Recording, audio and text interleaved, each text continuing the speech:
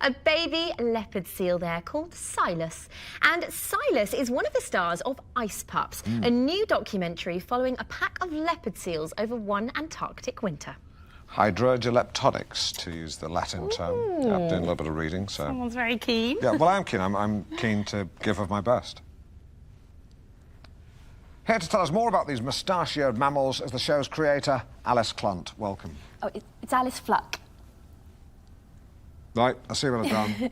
So, Alice, this isn't your first time getting close to the animal kingdom, is it? Once upon a time, you were shortlisted in the Shell Wildlife Photographer of the Year competition. Many moons ago, yes. The oil company, Shell. They used to sponsor it, yes. Well, do you know what? Good for them. I mean, you know, they get a lot of stick, don't they, for the Exxon Valdez oil spill. But then they sponsor a prize for animal photos, and you think, maybe it's time to take a fresh look at Shell. But tell us about ice pups, because leopard seal pups really are the most incredible animals, aren't they? They really are, Jenny. I mean, what you see in the pups and hopefully in the film is their spirit and their personality. Because don't forget, these guys are living in the most inhospitable place in the whole world. You know, they are tough. You do not want to mess with a leopard seal. Well over a ton, teeth like giant daggers, top speed of 20 knots. A German U-boat commander would kill for velocity like that. Awesome. Well, what you see in the film, they do have this wonderfully playful side as well. And how? They toss penguins around like a rag doll and batter them against the sea till they're dead. Just wait for it, for fun. Brutal. Well, they're mischievous, certainly. And that comes from just being so intelligent. Well, the Allies trained them to deliver mines strapped to their backs to scuttle enemy craft in harbour. Boom. Successful. We don't really touch on that on this film. This film is more about them in infancy and adolescence, and hopefully it's one the whole family can enjoy. Wrong tone. Wow, they're plucky little so-and-sos, though, aren't they? They have to be. You know, they're only weaned for a month, and then it's up to them to fend for themselves. Oh, breaks your heart, doesn't it? When you're around them such a long time, it is hard not to get attached. Oh, I think I'm a bit in love. Bless them. They're the most adorable little creatures. They seem to have such personality. You almost want to give them a name. Well, this one's called Silas. Yeah, but I know. I mean, a better one, though, like Richard. Oh, I don't know whether to eat him up or wear him. Do you know what I mean, though? I suppose Eskimos do both. Well, you find leopard seals in the Antarctic. Falklanders, then. Now, Alice, the film ends with the sound of a seal cry, and it's quite a sound, isn't it? Actually, let's hear it.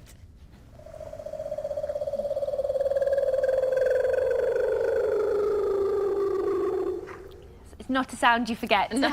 When I heard that, I had an overwhelming sense of Gary Newman. And you know the other musician I was thinking of? Don't know why. Seal. I do know why.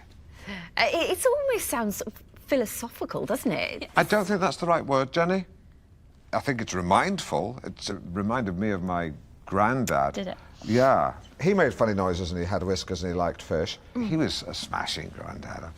One of my earliest memories, actually, is him taking me to the fun fair, and me asking for a candy floss, and then eventually he gave in and got me one, and took me home, said goodbye, but left his hat. And when I ran to the bus stop, he wasn't there, and I saw he was walking up the hill. That's when I realised he'd spent his bus fare on my candy floss. Grandad Graham. Grandad. And you can see the whole of Alice's film on BBC One tomorrow night. Alice Clunt. Fluck. Fluck. Thank you very much for joining us.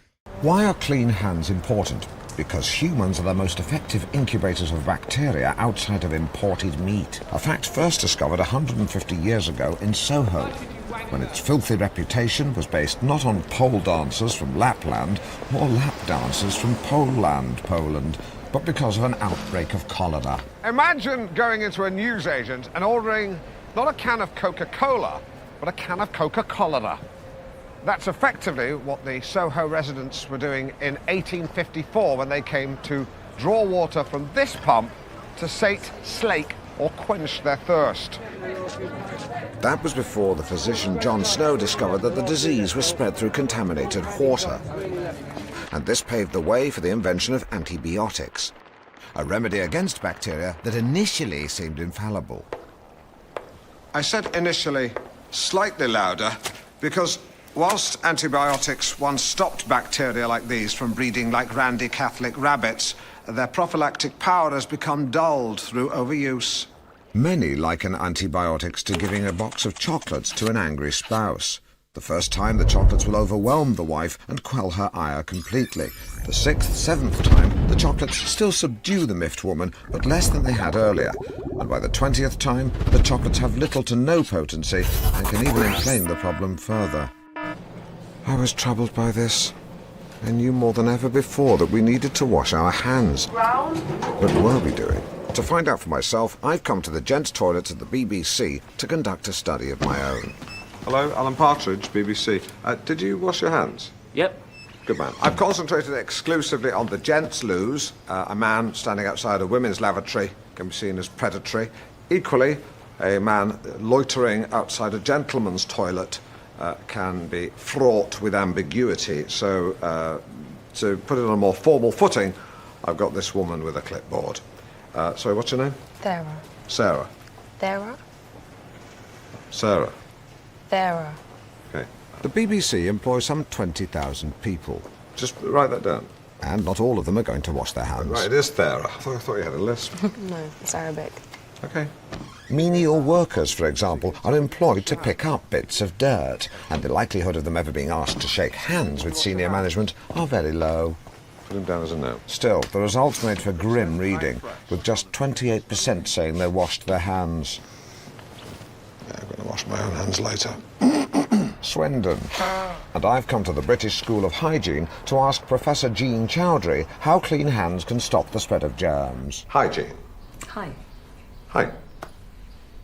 Jean, hand washing. How often should we be washing them? Well, anytime we come into contact with bacteria. So, after going to the toilet. Agreed. After handling raw meat. Right, and that's separate, isn't it? That's not a euphemism for the first one. No. Raw meat can harbour some pretty nasty bacteria. So, if in doubt, wash. And the advice from the World Health Organization is that we should be washing our hands for a full 20 seconds. 15's fine. Which is why there's actually an instructional video which shows exactly how to wash your hands. Yes, please. So we begin by rubbing the palms together, work up a nice creamy lather. Those very creamy hands. And then you rub the back of your left hand with the right palm with interlaced fingers. Yeah. And same with the other hand. Yeah. And rinse with warm water. Yeah. Those taps are the same as the ones over there. Oh, yeah, we shot it here. Well, so those your hands? Mm-hmm.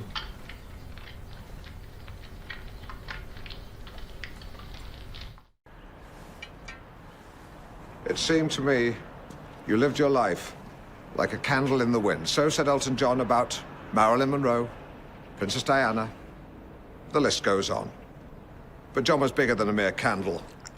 It seemed to me he lived his life like an oil rig flare stack in a North Sea gale. Like an oil rig, he drew on huge reserves of energy, was physically quite squat, and thanks to his prodigious whiskey intake, helped prop up the economy of Scotland. Your candle burned out long before your legend ever did, continued Elton. And it's no exaggeration to say that Scotland's vast reserves of oil and gas would burn out long before John's legend is ever forgotten. Exaggeration? Possibly. Sentimental nonsense? Again, unwise to rule it out. But there is broad agreement that John was good. The former BBC television centre. John had a real appetite for this donut-shaped building and snaffled his way along the corridors, gorging on the opportunity as he chomped his way to the top. His big break, or mouthful, coming in 1985 with the BBC's Getaway. And it needn't cost you a king's ransom. Consisting largely of John in teeming holiday resorts, sampling cooked breakfasts in blazing sunshine, the show was, like the man himself, cheap and cheerful. A great show. Terrible reviews saw it cancelled before the end of its run. But it alerted the BBC's early warning system to John's talent, and he was now a big fat blip on their radar. This led to what John called his golden period, a veritable roll call of Britain's best-loved telly. Scotland's strongest man, Cash Chaser, Britain's holiest hymn, Fly Tip Squad, Britain by Balloon, Gibraltar CID. Which is why in 2012 he was named host of new magazine show This Time, delighting us all with puns about hedgehogs being prickly. Prickly customers. John Baskell, what was he like? Oh, what are you like? Yes, it seemed to me you lived your life like a candle in the wind. The Life of John Baskell, by Alan Partridge. Now, while Telly John was larger than life, Private John devoted himself quietly and without fuss or fanfare to his charitable foundation, the John Baskell Foundation. Here to tell us more about the humble work of John's foundation, the John Baskell Foundation, Jenny is joined by John's brave widow, Fran Baskell. Thanks, Alan. Well, Fran, welcome to the show. Thank you so much for joining us. Such a load of toss. I mean, just a bore of it. Too much sirloin till his colon threw in the towel. Yeah. What do you got? Well, I've been on the phone to the council about the ramblers crossing your garden. Go on. They say it isn't a public footpath. Hallelujah. It's a public right-of-way. What's that when it's like? Well, it's like a public footpath, but horses can use it too. The previous owners didn't mind it, so it fell into public convenience. What? I wish you'd fall into a public convenience. You mean public access? Well, I quite like the idea of horses galloping across my view. Yes, because your mind's addled with Catherine Cookson. These riders don't gallop, Lynn. They just sit on their horses eating sandwiches in my garden. You're coming across well. Good. Remember, there's a vacancy here now. Lynn, keep your voice down. His body's barely cold. Fortune favours the bold. The time is upon us. Have you ever seen the Devil's Nanny from the film The Omen? No, why? Just you remind me of it, that's all. Try saying, "Have no fear, little one, I am here to protect thee." Have no fear, little one. I am here to protect thee. If you'd knocked on my door at Halloween, I would have fouled my unders. Just, yeah, and then given you some sweets. As the Dalai Lama says, the show must go on. Yeah, you cock a snook at bad news, don't you? I do, actually. I'm a snook clocker. I'm sure there's an anagram in there somewhere. What? Huh? I'm just saying, I'm sure there's an anagram in there somewhere. Doesn't matter. Press on. Introduce your next guest. Calling me that? Not an anagram. Simon Denton there. Funny Simon Denton. Yes. What's fascinating about history is that, unlike bread in a bakery or love in a marriage, it's never going to run out. But military history is a genre all of its own. A new series promises to shed light on battlefield ingenuity, and we'll be talking to its presenter, Sam Chatwin, very shortly. Hello. Shortly. But first, since military history is a subject close to my heart, I thought I'd don my wellies and shed a bit of light on one of my favourite battles. Let's take a look at my report. A simple stream in North Walsham, Norfolk. But 6 centuries ago, this stream would have flowed with the blood and entrails of fallen men. I was hoping to illustrate it by pouring in this bucket of butcher's waste, but some dilbert at the council seems to think it would contaminate the water supply. So close your eyes instead and imagine bits of dead men bobbing about in red water. This was the Peasants Revolt of 1381, caused, some say, by underpaying the workers. But there's compelling evidence that low wages actually increases productivity. As Kirsty Allsop says, a well-fed dog is a slow dog. Whatever the pros and cons, there can be no excuse for the peasants' antisocial behaviour. The execution of their ringleaders serving as a timely reminder that laws are there for a reason. Behind me is North Walsham Heath. What today is a pleasant place to rest was once a peasant place of rest, since many of them lay dying here. You see, razzed up on scrumpy and injustice, they brought to the battle only guts and aggression. And as anyone who's played squash against Adrian Chiles will tell you, guts and aggression are no match for skill and tactics, unless his opponents had a big breakfast. The battle was bloody. After the first day, the bishop's men set up camp here on the heath, a place for the Poop's troops to regroup and recoup. They would have discussed tactics, with a free hot meal included. There were potatoes in those days, of course, they hadn't been developed. It was simply lamb shank or the classic chicken. In contrast, one can picture the peasants loaded on cider, winging into bushes, telling disgusting jokes before attacking the bishop's men in dawn raids. But the lack of organisation meant they were no match for the deft swordsmanship and combat nous of a trained unit. The labourers were serfs, their hands more used to drawing milk from a goat teat than wielding a sword. The trained soldiers knew to have one hand on the hilt, the other on the pommel. That is what I do. I've got kids! God forgive me. The battle continued. The bishop's men fighting off futile frenzied and sometimes rubbish attacks from the peasants.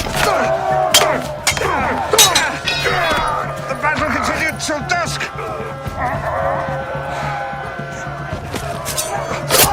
The last of the rebels dispatched had a bloody defeat that could have been avoided if the peasants had simply raised their concerns through the correct channels. A sobering reminder that war, be it the First World War, the Second World War, or the Great War of China, always takes a heavy toll. We've been fighting. And I was the winner. Good evening. Good evening and welcome to This Time with me, Jenny Gresham, and the man I am delighted, no, tickled pink, to announce is my new permanent co-host, Alan Partridge. I'd like to tickle you pink. Tickle you pink. So, end of an era, start of a new one. Thank you. So many messages, the vast majority being positive. Also had a great meeting with the team. Had a few drinks, a few canapes, said a few words. You respect me, I'll respect you. It's as simple as that. It was a good atmosphere, yeah. Now, plenty in store tonight. First, it's National Teenage Week. So every day we've been focusing on a different aspect of teenage life and getting down with Britain's youth. Oh, yeah. Take a look. What's up? Emerald? Yeah. Now very quickly, now we're co-hosting, we should probably meet at mine for a lasagna once a week. You know, just to get to know each other, foster a bit of rapport. Doesn't have to be lasagna, it could be fish and chips on the cenotaph with a couple of cans. Okay, lovely. Yeah, I think Good. it's a great idea. Thank you. All right. No, it's good. And you're right about the chemistry. It's all about the chemistry. Great. I feel like the audience can just smell insincerity. Absolutely. It's like an animal instinct. It is an animal instinct. Have you ever seen Noel Edmonds talk to contestants? They won't let cats in the studio because they start to hiss. Yeah. Well, look, I think it'll be fun because it will give us a chance to air any concerns, any quibbles, and it'll be great. This is Dale. Oh, hi, Dale. I'm Jenny. Nice to meet you. What do you mean quibbles? What do you mean? I'll tell you later. You can't do that. Tell me now. You can't do that. Tell me. All right, fine. It's your diction. Thank you. Welcome back. Tomorrow, our focus is on teenage angst and the troubling issue of self-harm. Well, that's a tough issue, actually. The closest I've ever come to self-harm, I guess, would be I used to pluck nasal hairs when I was angry with myself after a show had gone badly. Sometimes poke my skin with one. I think that would make a good sword for an ant. But today, we look at youth unemployment, a trend that has caused particular decay among Scottish inner cities. And yet I know, anecdotally, from friends with large gardens, that Scottish people can make great workers. It's a shame.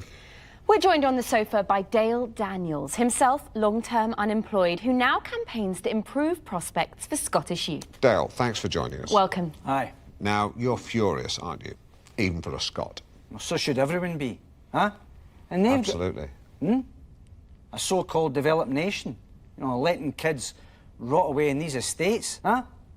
When I Indeed. grew up... I thought you were... Please. When I grew up, there was industry, there was factories, and shipbuilding in the Clyde, you know, work if you wanted it. That's not there anymore, huh? And Absolutely. What? Sorry. So what happens? You know, I mean, kids fall into a cycle of crime and we lay the blame at them. But we did that, huh? You don't agree? No, I do. So how do we get out of this vicious cycle? Is it education, training? Aye, but it's bigger than that, eh? Eh. It's, you know, it's about seeing the world from, well, from their point of view, huh? No. You know, we closed down Sure Start and football pitches and youth centres and you wonder why the kids get into bother, huh? Yeah.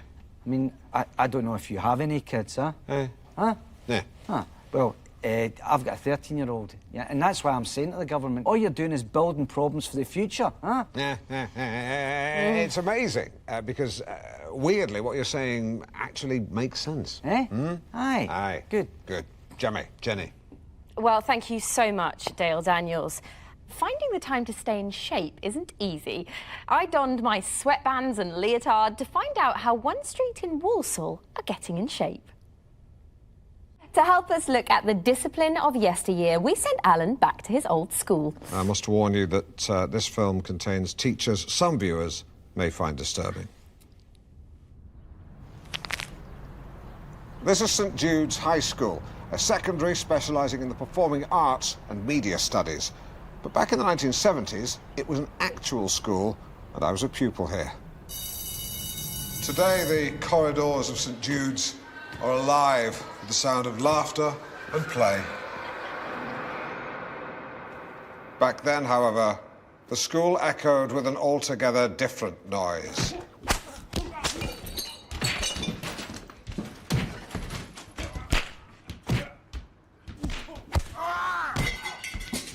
The noise of corporal punishment.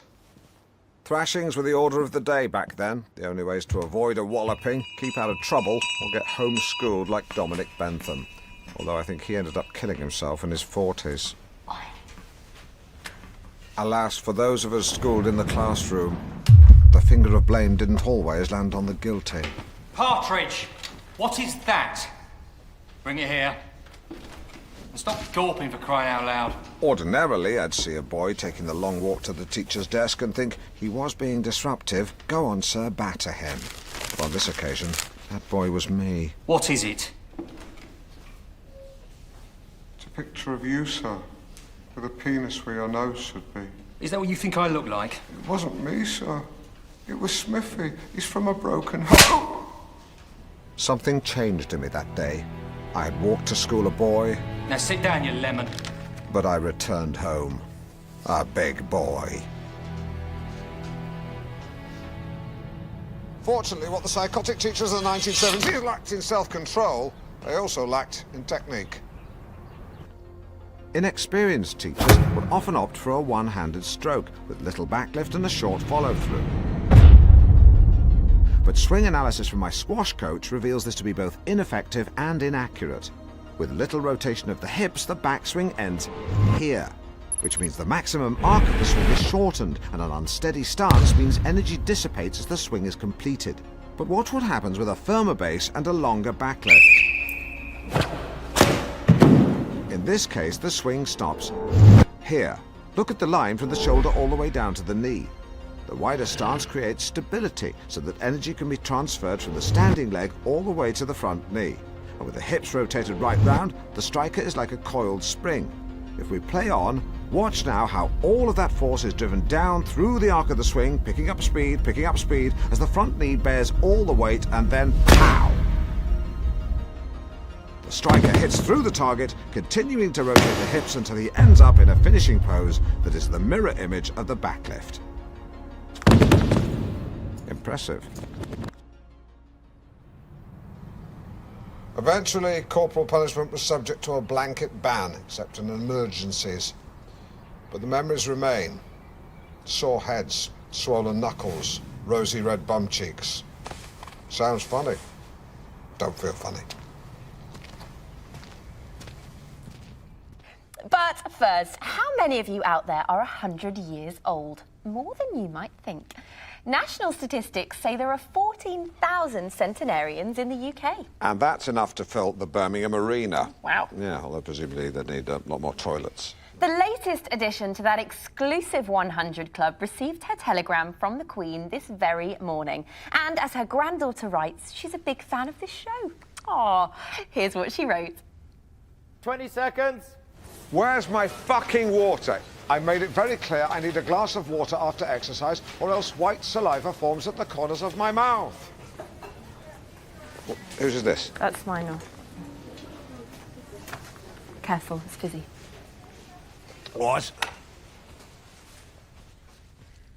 And I'm delighted to say Rose Haig joins us on the line now. Rose, are you there, my love? Well, of course I'm here. Where else would I be? Rose, many congratulations. Excuse me. Congratulations. Hello?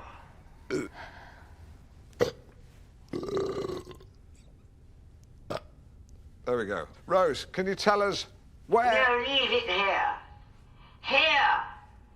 Because if you leave it there, I can't reach it, you stupid girl. Rose, I believe your father was a captain Now, of course, stationed in the I army. grew up in the Raj, 1930s. Yes. It's perfectly pleasant. One can be rather misty-eyed. Of course, the hangover was rather botched.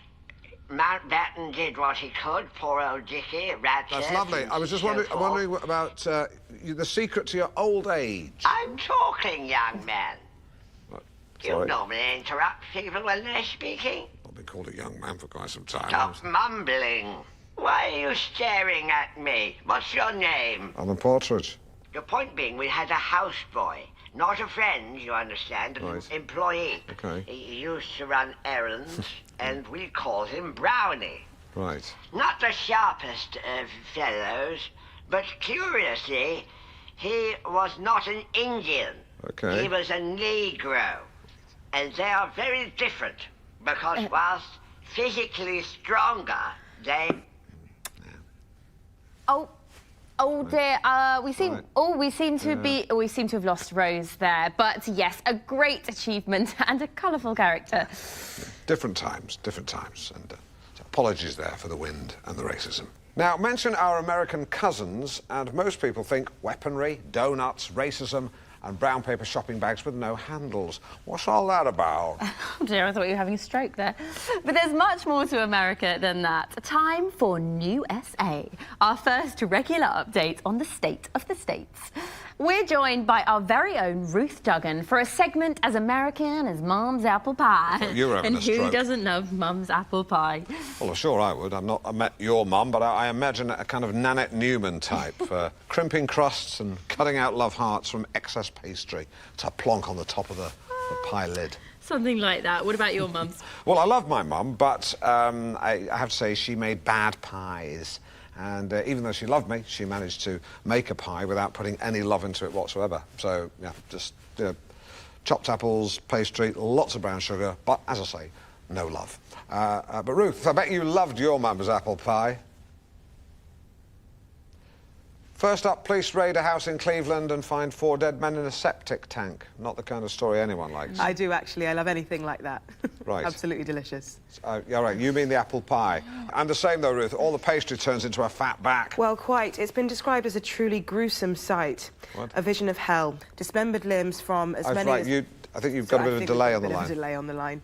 Copycat. So I'll just try and soldier on as best... Sorry, I didn't quite catch that. It's all right. I was just saying the same thing as you said. I should just try and push on and assume that you can hear...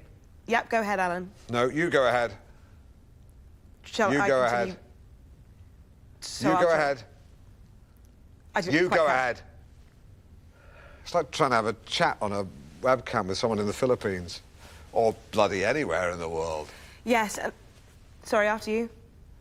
Ruth, stop talking. We're starting again. Nod when you get this. Now, Ruth, hello. Hello. Good. Do you like your mum's apple pie? Yes. And I believe the police have found the remains of 4 dead men in a house in Cleveland. Yes, that's right. Well, tell us about it and give us a long answer so we don't have to keep going back and forth. Now? Yes, now. I should knock on the side of your box. Well, Ignore as the I said, box thing. it's a grisly discovery. And while the identities of the men haven't been... Sorry, the side of my box? The owner of the house has been named locally as 51-year-old Brian Crilly, now the subject of a full-scale manhunt. Well, Ruth, I think we'll leave it there for today. Thank you. You're welcome, Jenny. Let you go and enjoy the sunshine. Too hot for me, I'm afraid. You back with us next week? The week after. See you then. Bye-bye. And here is the woman herself to tell us more about her new series that shines a light on women in science. It's writer and broadcaster Dee Gilhooly. Just to clarify, by the way, some viewers may mistakenly think that your second name is Hooley and your first name is Deagle. In actual fact, your second name is Gil Hooley, your first name is D. That's a full name, not an initial. Yeah. Welcome. Wicked to be here. Cool. So you're perhaps best known as one of the regulars on Radio 4's Woman's Hour. Which, by the way, guys, well worth a listen. Oh, I wouldn't have had you down as a fan, Alan. Well, it's a curious story. I was actually stuck in traffic and Classic FM were playing music from an advert which I dislike, so I found myself listening to Woman's Hour and I thought, this is actually good. Tell your friends. I did. I told 10 men, and they will tell 10 men, and they will tell 10 men to tell 10 men to tell 10 men. It sounds like the kind of song you'd sing on a coach trip, but it's actually true. Now, your radio series focuses on trailblazers and groundbreakers in the field of science. Bang on, yeah. It's a chance for some brilliant, lesser-known women to have their stories told, you know what I mean? So, with all due respect to your Ada Lovelaces or Rosalind Franklins, we're going to be looking at women under the bonnet, as it were, the fuel in the turbocharger.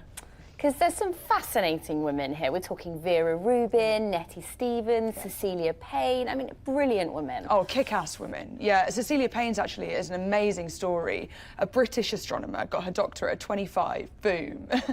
And she wrote a paper on the composition of the stars, but was persuaded not to publish it by her colleague Henry Norris Russell. Years later, her findings were published and credited to, you've guessed it, Henry Norris Russell? Bingo. You still with us, Alan? Yeah. See, I'm sorry to... Actually, it makes me physically sick to say this, but I was miles away. Which shows this is a real problem within men, isn't it? What I will say, the purposes of clarification, is you don't put fuel in a turbocharger. It's a small turbine housed within the exhaust that utilises excess gases, loops them back round, increases power output. So small capacity engine, big hike in power, very efficient. That was told to me by an engineer in oily overalls called Karen. Woman. Fair play. Yeah. Well, because women in jobs like that have to put up with their fair share of jeering, you know, even now in 2018, and they just have to accept it. If I can just speak as a male, I'm sorry, I have sinned. I've stood on the pavement with other men and slow hand clapped as I watched a woman try to parallel park. And that's wrong. And I think if I saw the same thing happen today, I would just, you know, shout out instructions. Or just leave her alone. Yeah, I'd shout out instructions or just leave her alone. I'd ask her which she prefers. Or just leave her alone. Or just leave her alone. Yeah. These issues need to be aired by women. We're still seeing powerful men harassing women when all they want to do is do their jobs and be left alone. Amen. Hey, women. I mean, I feel you. I feel you. I don't mean I feel you. I wouldn't do that unless I was your doctor or your boyfriend. But I totally identify with what you're saying. Well, I think the Me Too's a woman thing, Yeah, really, exactly. isn't it? I mean, I'm not sure it's that helpful for a man to presume to know what that's like, to be honest, but anyway. Of course it is. Yes. You know, if men actually listened to what women were saying on harassment, then they'd shut up and listen, but they don't. You know, so we're still seeing the same things time... I've been sexually harassed. I'm sorry, I wasn't aware. It's not quite the same thing that women have been through, but it is a bit.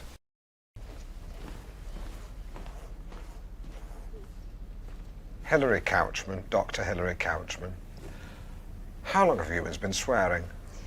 Well, curse words or vulgarities go back really as far as language itself, but when it comes to written English, we find profanities cropping up from the 13th century. So, something like this. Should I wear gloves to handle The this? protocol is that the curator handles the material. Oh, OK, right. I'm pretty sure I've seen Dr. David Starkey handling stuff like this on TV. And I've even seen them let Tony Robinson have a fiddle. The protocol is the curator handles the material. You said that. Do they ever let you guys go to an area just to relax? Because they should do. Maybe that should be part of the protocol. Swearing, swear words. One of the more prominent words is the word f***, but c*** too is also common across the Germanic and Scandinavian languages. We also find uses of piss, Well, shit, beat it out. What areas would these profanities emanate from? I'm thinking Manchester, Liverpool. No, from across the whole country. OK. Now, what we have here are parish records from Drayton in Shropshire. When would that be? 1295. That's what these trousers cost. So, What these documents show is how the earliest instances of swear words were typically found in the names of places or people. So surnames often describe what someone was or did. Right. Here we have a listing for Henry F***a-beggar. Goodness me. Now, back then, the word f*** didn't have its current meaning. Okay. It actually referred to hitting or striking. Right, good. Well, hence the phrase, let's hire some Albanians to f*** him up.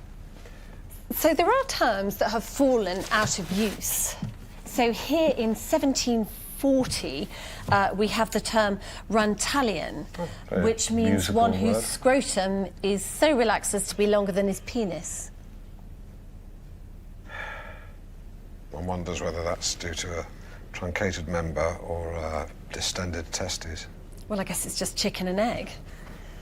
We also find some fairly vulgar slang words for penis, such as beard splitter and arse opener, whilst fellatio was known as bagpiping. Oh, makes sense. In the 1785 book, the Classical Dictionary of the Vulgar Tongue, we find the term to huffle. Would you like to have a guess at what that means? Oh, gosh, I'll have a bash. To huffle, the act of putting my head between a lady's breasts and huffling. You get the picture? No, it's another word to fellate. Right, OK. I always find it amusing when I ask people that question, what answer I'll get. Right, well, that's an interesting part of the protocol. Thank you very much, Dr. Hilary Mantel. Couchman. One who likes to squat over another... It's my surname. Right, yes, of course. We are so, with several O's, excited to be here with fashionista extraordinaire Tommy Chaucer. Tommy. Hey, and excited is right, because today is all about the skirt. After 2 years of heavy tailoring with all manners of trouser, baby, the skirt is back. OK. So cop a feel of these. Now, our first skirt is a circle skirt, modelled by the beautiful Kirsty. Hello. Just £65. She can't be. Oh, you mean the price? And it's a skirt that's an expression of joy. It's summertime, it's good times, it's light, it's airy, and it's fun. It's a happy skirt, Yes. isn't it? It's Yeah. very elated. It's over the moon. It is. It's chuffed to bits. Can't wipe the smile off its face. It's billowy. Like a windsock. Like a windsock. Or like a tent. Yes. Or, a marquee. like a big wedding marquee that's not been moored properly. That's right. And you can see exactly what the skirt does for Kirsty's posture, the way she walks, the way she holds herself. And wow, Kirsty owns it. Really? Oh, well, thank you for bringing it in, Kirsty. I mean, she makes it work for her. Oh, totally, yeah. I mean, Simon. Yes. Say something. It's got a beautiful silhouette. Yes, I mean, it is a great shape. It really is. I would also add that it's comfortable, modest, and good for Sunday best. Useless. And it's got 2 poppers, so you can adjust it if you do change in size or once a month, possibly. Because when a woman enters the menstrual stage of a feminine cycle, she will swell round the tummy. So let's bring out our next gorgeous girl, Julia. Julia! Now, this is a Dirndl skirt. Now, this I love. It's shaped like a bell, concentrated around the waist, around the hips, and this one is very on trend. It is like a stripy bell with her legs as the hammer. Feel the fabric, Simon, then talk about it. Really? Yeah. Yeah. Have a feel. Feel the fabric. Oh. Decent. Yeah? Exactly, and it's Decent bit of skirt. So, no, sorry, I take that back.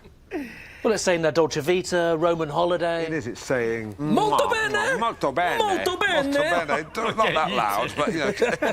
There's no getting away from it, Tommy. Sometimes Simon and I can be outrageous, really can. Let's look at another woman in a skirt. Our next skirt is modelled by the lovely Louisa. Oh, very curvy stripes, like she's been squeezed out of a giant tube of Colgate lady paste. And we've paired the skirt with daring red shoes that really draw the eye. And it says I'm on the town, it says I mean business, it says I'm comfortable, but I'm nobody's fool. Yeah, it's saying I'm a whirling dervish. Yes, I like to go to the office, but sometimes I like to sit on a park bench with Ryvita and Philadelphia looking sad. But it's also saying I'm happy, I like to leap in the air and sing, whoa, body form. That's, yeah. It never bloody shuts up, this yeah, skirt. well, What are you talking about? it is a stripy chatterbox. It is good. It's a magnificent skirt. Tommy, join me at the lady. I think this look works for Julia, but I can also see her perhaps with her hair up. Totally. Excuse like me, my this. darling. Thank you, darling. Maybe a shocking pink clutch bag, sleeves pushed up, LA Law style. Totally. Hair up, daytime casual, hair down, one word, accessorise. Wrist, neck, ears. Head, shoulders, knees and toes. No. Nails, lots of colour, accessories where you can really let your hair down. Yeah, although I just told you to put it up to me. She's smiling. Earrings, maybe a couple of big hoops. Just toss your head back and shake it around, let them clank against your neck. Thanks, Louisa. Thanks, sweetheart. That was sensational. Less morning has broken, more morning has soaken, since every morning I have soaken or soaked my bed with perspiration. For this is the night sweats. This is the amount of sweat squeezed from a pillow of an ordinary sleeper. It's empty. This is the amount of sweat squeezed from my sheets after they were passed through a mangle. For I have the night sweats. But it's not just sweat I'm lying in, it's shame. I'm tired of waking up twizzled in damp duvet. Something needs to change.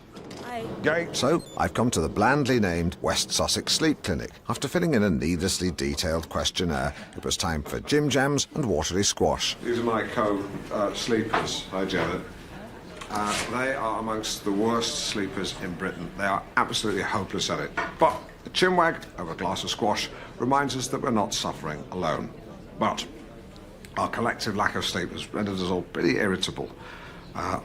Malcolm there in the green sweater thinks he's the bee's knees when he's not. Janet seems to think we want to know all about her, and Paul, Stripey Paul, is sad because he's got a dead dog. I'm going to make my excuses before someone gets chinned. Back in my room, with my head sporting more cables and lights than my assistant's modem, I was ready. And so to sleep, perchance to sweat. Fascinating stuff, and I'm joined by the clinic's sleep disorder consultant, Dr. Susan Lyle. Hello. Hello. Hello. You took a peep at my sleep. What did you reap? Okay, so yes, reviewing that night, so we can see that you were really quite restless, yeah, and quite fidgety here as well, but that's really very common, especially with light sleepers. It's really the brain's reluctance to enter into sleep mode. Busy. But it's also a sign of stress and anxiety as well, which we know can be a key cause of heavy nighttime perspiration. I'm just going to spool on. There's a moment coming up here, which is something I think you should see, because what happens round about 1:30 is you enter something called stage 4 of NREM, and it seems that the cause of your night sweats is actually a different condition. What? I think what we're seeing here is parvor nocturnus, or night terrors. Oh, my God. The last time my legs flailed like that was in a tent during an altercation with what I can only describe as a very big bee. So what sort of thing do you have nightmares about? What scares you? So you've not been involved in anything traumatic or upsetting? I recently abseiled down the side of the Shard for charity. What? When? Or was that a dream? I was doing it for the RSPCA, so Yeah, so that it would have been a dream. Must Have been a dream. It's very disturbing. Don't want to talk about him anymore. Tell me about you. You work at the clinic where I went, but I didn't see you. Oh, no, but I could see you on the monitor. Ah. Well, I've worked there for 12 years, so yes, I've watched thousands of people sleeping. Right, and do you enjoy it? Yes, I love it. It's very rewarding. Right, and why? Well, something about observing patients as they sleep. I feel like I'm a guardian angel, you know, watching over them, protecting them. But how are you protecting them? Well, in that they're in my charge, so I could harm them, but I choose not to. So I suppose in that regard I'm protecting them from the darker side of human nature that is within us all. Susan, great having you on the show. And I don't have any more questions. Simon, do you? No. Good. I'm going to let you go. I'm happy to talk more. Nah. You don't want me to stay for the phone? Nah. Instead, let's talk to viewers and ask, what do you dream about? The lines are open, so tell us what you ponder in the land of Nod. Father Paul, just in case anyone thinks I'm trying to lure you into breaking some sort of vow of silence by asking you a question, you can speak, can't you, Father? Well, I wouldn't be much of a spokesman if I never spoke. Catty! I like that. I like that. Why is it that monks love silence so much?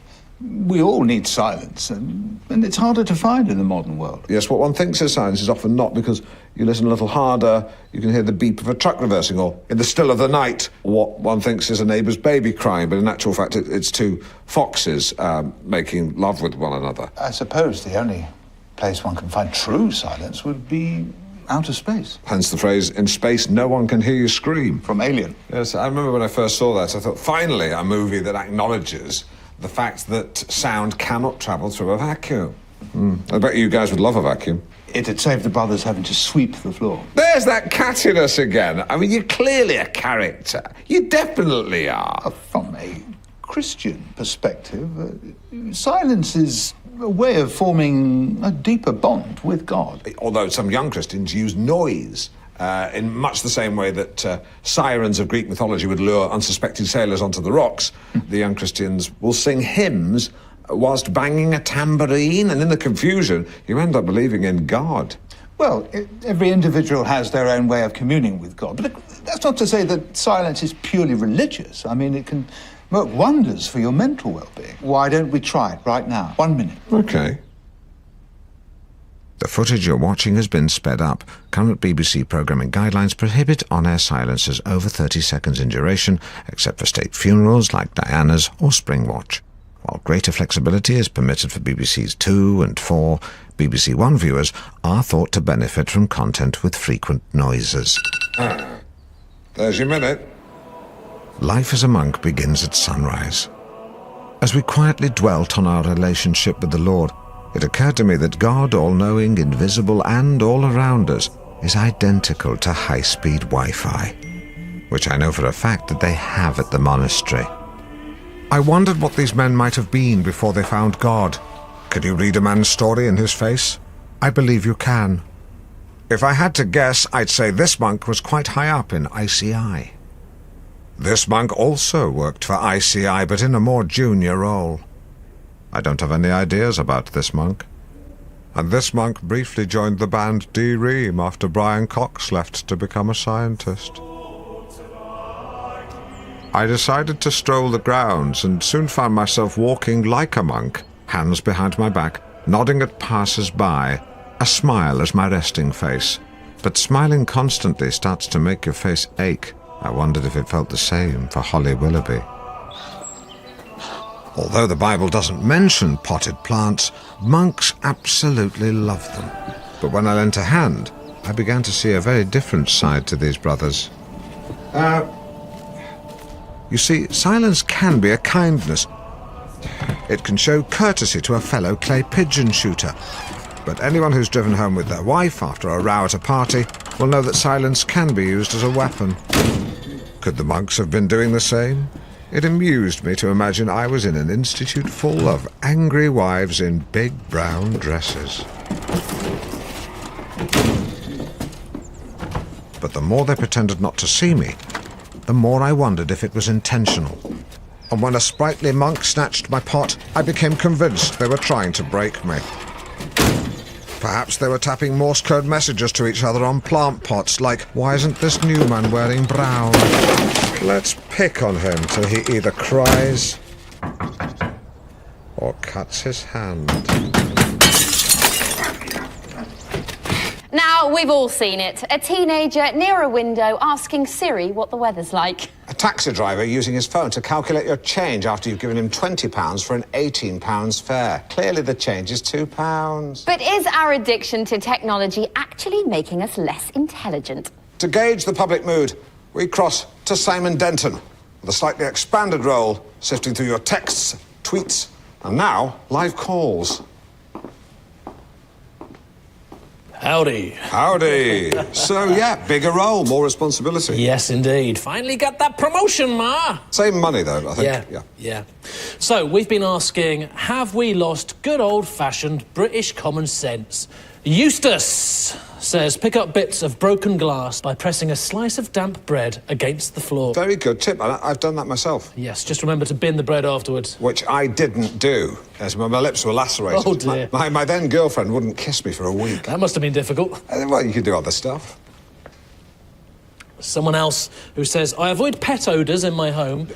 Yeah, that's more of a housekeeping tip. You know, we're really asking a slightly deeper question about the way we live now. You know, have we lost something? Yeah, totally. So Anita says, if you've lost the end of a roll of sellotape, but you're saying you mean sort of lost something in society, as a society. Yeah, so the ones you selected, are they all just housekeeping tips? Yes, the tweets are. Right. We can take a phone call. Let's do it. Calls are under social, and then... No, not social. Stay calm. Hang on, I've got it here. Live, and then phone. Right, there are 3 phones. Just put phone. No. Yes, OK, so now I think we have Stephen Tent on line 4. Stephen. Stephen, are you there? Steve? Stephen Tent on line 4. Go to... Steve? Go to emails? Let's do it. Let's do it. Let's fall in love. Bear with me. I wish there was a bear with you. You'd probably make a better job of it than you. Seriously, mate. Now, there is a way of getting from here to emails. You make it sound like Fort Knox. Fort! Stephen Fort. It's not Stephen Tent on line 4. It's Stephen Fort on line 10. Right. Well, let's go find him. Come on, then. What's all the fuss about now? Let's go. Come on, let's travel. Stephen Fort on line 10. Just missed him, I think. Here's what we've got coming up for the rest of the show. Oh, Ruth, sorry again for the misunderstanding with your father. Water under the bridge. Yeah, it's just that I'd not seen him in the studio before, and the reason I said I thought I told you to wait in the car was because I mistook him for my Uber driver. I don't know if you know, but the picture they show on the app, it's quite small. To be honest, I quite enjoyed watching you squirm. Hi, Ruth. She never gives me a bloody inch, this one. Going live in 5, 4... Welcome back. Now, as part of our crackdown on crime season, today we're looking at punishment. Yesterday, we heard your views on the return of flogging. But today, is mass imprisonment still good policy? Ruth Duggan joins us to tell us about a very different approach. That's right, Jenny, because for the last 24 hours, Alan has been wearing an electronic tag. Voluntarily, I should add. Yes, you should, if you don't mind. Sorry, wouldn't want to cast you in a bad light. Yeah, don't do that, we'll get letters. Yeah, seriously, some people just don't like it. So, Ruth, tell us about the tag. How does it work? So, tags allow probation services to monitor compliance with home detention curfews. Essentially, if you aren't home when you're meant to be, it raises the alarm. Not quite right. OK. The latest tags, like the one you wore, monitor all of an offender's movements 24/7 using GPS. Right, I see. I thought you told me... Allowing us to track all their movements in real time or call up anywhere they've been over the last 24 hours. Wow. Right. Something civil liberties groups might well take issue with. Yes. So this is your movement map for the 24 hours that you wore it. OK. And we can see that you made a few excursions during the day, starting with a trip to a swimming pool between 10 and 11 a.m. Mm-hmm. Put in a few lengths. Well, we know from the pool's website that it was water aerobics from 10 till 11. Yes, this week I did do that. Then there was a visit to Svensson Cosmetic Solutions. Is that a clinic? You were there for an hour just after 2 p.m. No idea. Well, we know you were. No idea. But it was you who went there. You don't remember? Nothing. It was yesterday, Alan. That's something a probation officer might flag. Hair clinic? Likewise, your next stop, a visit to a clothes shop. Ah, yes. McGovern's of Norwich, gentlemen's outfitters. They made me a pair of twill pleated notchback trousers for the Goodwood Revival Festival, which I needed to get fitted with an elastic waist. I'm afraid when it comes to my battle with my waistline, I'm waving the white flag. Not too self-conscious to admit that, you know, which proves I wasn't trying to conceal anything earlier. You went back and forth to the gents' outfitters 16 times. That's correct. Which, again, a probation officer would query, as it might imply illicit activity. Or even indicate mental health issues. Could do. I mean, I do 10 Sudokus a week, but yeah, could do. Well, you can see how it looks odd. Not really. I went to town to drop my trousers off, then it started raining, so I ran home, then I remembered I'd driven into town, so I ran back to the car park for my car, but realised I'd left my parking ticket at home. So I went back home to get my parking ticket, but couldn't get in because I left my house keys in the car. So I walked back to the car, got the house keys, walked back home, went in, got the parking ticket, walked back into town for the car and drove it back home. Then McGovern's called to say my trousers were ready, so drove back into town, got the trousers, but I realised I'd left my wallet at home, so I couldn't leave the car park again. Walked home, got my wallet, then walked back to get my car, but I left my car keys at home, so then I walked back to the car and drove home. Then I realised McGovern's had given me the wrong trousers, so I drove back to town, swapped them for the right ones before walking home. That means you left your car. Forget the car, I'm not bothered about the car, I was in pain, my scalp was bleeding. Ruth Duggan, thank you very much. You're welcome. London, the year 2023, and leather-clad renegade Nero Costa is on the run. With the police now able to detect wrongdoing before it's happened by accessing our brains over Wi-Fi for signs of thought crime, police are able to apprehend so-called pre-criminals without trial. My character, Nero Costa, is wanted for the murder of a politician he is yet to even meet. Viva la revolution! The stuff there of some dystopian sci-fi movie, currently seeking seed finance and a distributor. In real life, though, with the thought police confined to the Guardian's comment pages, we rely on mass imprisonment to curb crime. But some criminal justice campaigners even take issue with that. Why? Well, in 1971, researchers at Stanford University conducted a prison experiment in which volunteers were given roles as inmates or guards. Within days, the guards had become sadistic and cruel, the prisoners servile and weak, a power dynamic familiar to anyone who stayed with their wife's parents at Christmas. I have personal experience of the kind of damage the Stanford experiment can cause. In 2004, I'm ashamed to say that I took part in a Channel 4 rehash named Loose Screws. If you ever want to see your kids again, you better start showing some respect! Right, who's next? The series was never broadcast. Where's Vernon? Academics pour scorn on our prisons from the comfort of their leather big chairs. But how many have ever been in a prison? None. Whereas I've come to sample a bit of porridge firsthand. Not the kind I have for breakfast. Organic oats, linseed, sliced nana, all washed down with piping hot coffee and my tablets. But it's Alan Partridge, I've got permission. But the kind of porridge served at Her Majesty's pleasure, with the only piping hot coffee is the hot coffee thrown in your face by a troubled teenager with a rubbish dad. That's right, Borstal. Tissue, item, semi-used, access key insignia with leather toggle. Chicken shop wet wipes, 5 units. I didn't want to go to a men's prison, but seeing as the women's prison didn't get back to me, I would be incarcerated here in a youth offenders institute. For the homeless. And the glass? Why? To kick off, I spent what seemed like an hour with prison governor Maurice Pelt. It's about carrots and stick, isn't it? Although you can hit people with a carrot. He said the boys nicknamed him Strangeways because he used to work there, but I'll let you be the judge. When these young lads walk through these doors and become inmates, I stand them where you are now, and I say, what? You blew it, kid. I say, forget what might have been. 3 words, Alan. 3 words that are banned in my office. Shoulda, woulda, coulda. Should have done this, should have done that. You didn't. Could have done this, could have done that. You didn't. Would have done this, would have done that. You didn't? No, you didn't. I liked Maurice. His inspirational shtick could be a little preachy, honed by Sunday mornings spent as a Christian minister. But if he thinks we have a soul inside us, like some sort of holy spleen, where's the harm in that? Because you know what the prize is, huh? It's the future. What's the prize? The future? Wrong, no. Not the future, a future. As a boy's eye. Because changing direction is a choice. But whose choice? It slowly dawned on me Maurice was asking questions he knew he and I both knew the answers to, which felt like cheating. Then again, although a bit simplistic for the likes of me... Where is it? Behind you.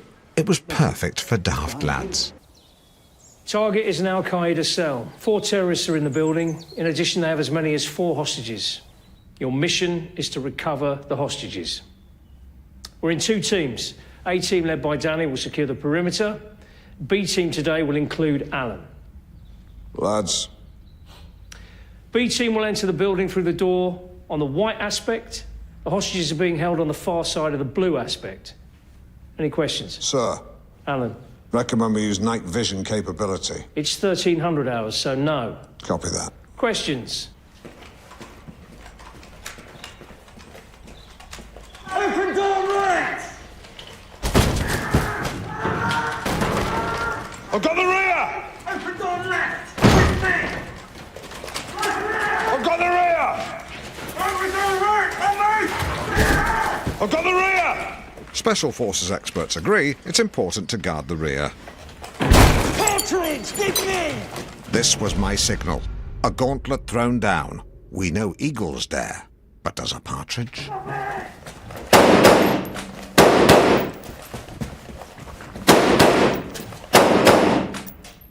Left side clear, right side clear, room clear, hold!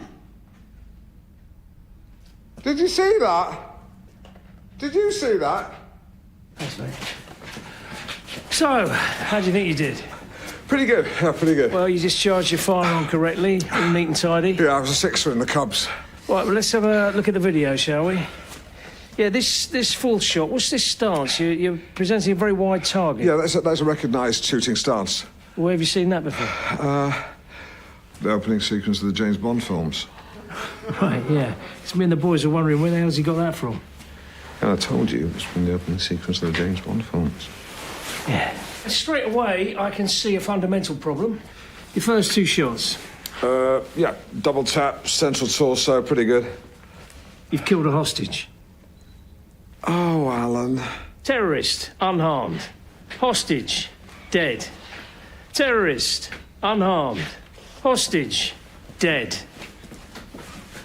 Terrorist, unharmed. Hostage, dead. That makes 4 unharmed terrorists and 4 hostages killed. That is suboptimal. We would call it a catastrophic failure. I mean, why did you shoot this guy? This is an Islamic terrorist cell. This guy's clearly a Sikh. Oh, come on, I mean... Do you know many Muslims that wear turbans? Sinbad the Sailor? Catastrophic failure. Well, wait a second. I was charged with incapacitating 4 targets and recovering 4 persons, which, to be fair, I did do. The only twist was... that you saved 4 terrorists and killed 4 hostages. Precisely. I mean, that's a good shot. Now, this one, it's called White Diamond. Perhaps another one of Kirsty Allsop's bridesmaids. Did you have a drink before you came on? It's champagne, lime cordial, big slug of Cointreau, white grape juice, and egg white. Like poached egg? Oh, no, it's raw. For God's sake, Rosie. What? You can't eat raw egg. It's a raw egg, No, Rosie. it's a common ingredient. Sorry, just a disclaimer, please don't try this at home. Rosie's attempted it here, but in controlled conditions, with first aiders on hand. Please, cook your eggs. Be safe. Be egg safe. Rosie, let me pick your brain. Because me and my mum, we always go to Queen's for the tennis. Like this one. The first cocktail afternoon of the summer. What would you make for that? It'd have to be a rosemary champagne fizz. So gin, grapefruit and champagne. It's English, it's fun, it's summer. Those are the new cocktails, but what about the classics? Rosie, what do you think is the most popular cocktail in Britain? Espresso martini. Alan, what do you think? Mine's gone blank. Shandy. Well, we hit the streets of Nottingham to find out which came out on top. And we're off. That was great. Oh, really, it's okay. Smells of stuffing. Oh, it's you. Just to say, I've looked into the annual reports. And it turns out Jenny earns slightly more than you. Okay. It's to do with the way the deal is structured. It's an accounting quirk. Okay. It's only about £200, but it just means she's higher than you in the list of the BBC's best paid presenters. Okay. Are you okay? Okay. OK, I'm OK. So you're in a bit of a pickle. You want more, but you don't want to complain because women have got a bit big for their boots. Yeah, all right, Lynn, that's for the car, but thanks for the intel. Have a white sparkle. OK, places, people. You like egg, don't you? And we're back in 5, 4. So there we have it. The mojito is Britain's favourite cocktail. And Rosie, you're making us one to end the show. I am. Now, the secret to a good mojito is not to overdo the mint. So, it's lime juice, sugar, a little mint, they're already in the shaker. Go on, make it then. And, yes, a handful of ice and a good slug of rum. Oh, I love rum. And then you give it a good shake.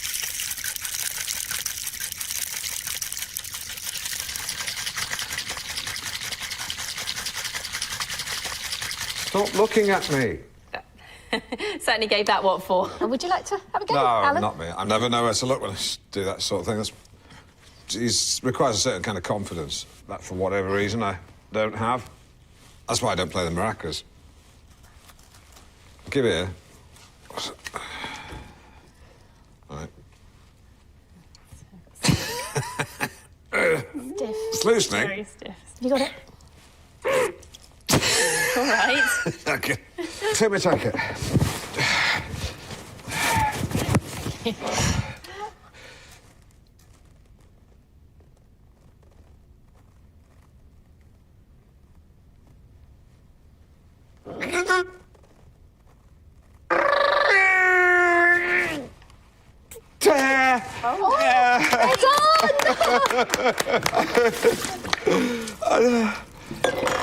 I don't know why I did that. Rosie, thank you very much for joining us. That was great. It was great. It was really great. What are you doing my jacket?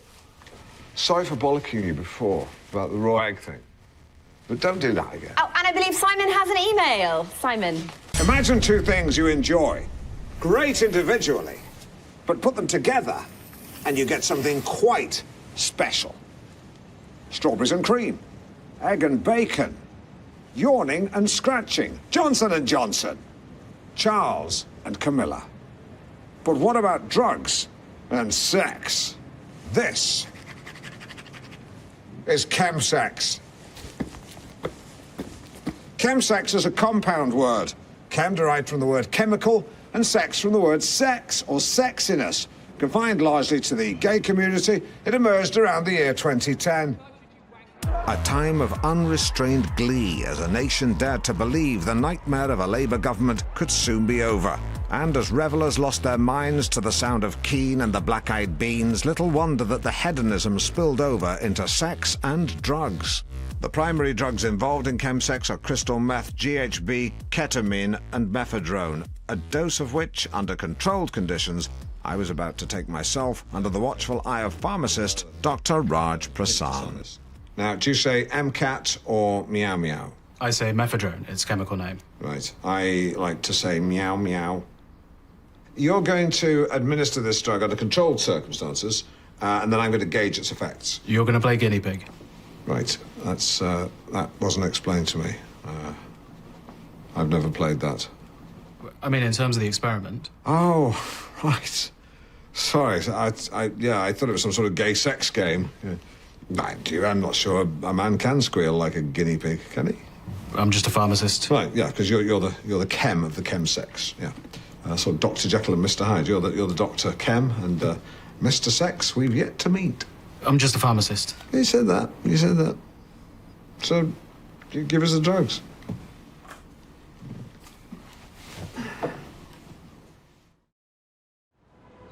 Well, it's 30 minutes later, and I don't feel especially different. Certainly the thought of grinding myself against a stranger in a Holiday Inn is far from my thoughts. Yeah. Well, it's over an hour later. I've been told that one eyelid has drooped. I don't feel that much different. Am I in the mood for dancing? Absolutely. Do I feel sexy? Barely. Although I do have the sensation of wanting someone else to brush my hair. It's said the experiment replicates exactly the sensation of recreational drug use. Although instead of being surrounded by revellers, chewing gum and asking if you're having a good time, My only companion was a bearded doctor drinking coffee and reading a magazine. Well, the effects have completely worn off.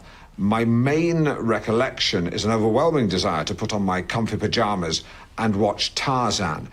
Is that sexy? I've no idea. But it was a very new feeling, and it was a very real feeling. So, drama therapy. It's therapy that uses role play to help people work through difficult or challenging situations. Well, like therapy, good drama encourages us to look inside. It helps us to understand our own behaviour and deal with emotional issues. In fact, Simon was telling me earlier that Aristotle coined the term catharsis to describe the healing we experience through drama. Hubris, nemesis, catharsis. Well, it's all Greek to me. Thought I'd do the joke this time, seeing as Simon was being a bit serious. But what kind of problems does drama therapy help to confront? It's very versatile. Marital strife, workplace disagreements, psychological trauma. Drama therapy is not always easy. It can be very challenging and sometimes tearful, but it should always feel welcoming. I think you just described the pub quiz I go to. You see, you should be saying this. Catharsis. Now, I believe we're going to see some drama therapy in action. That's right, Jenny. Over here we have two actors, Daniel and Louise.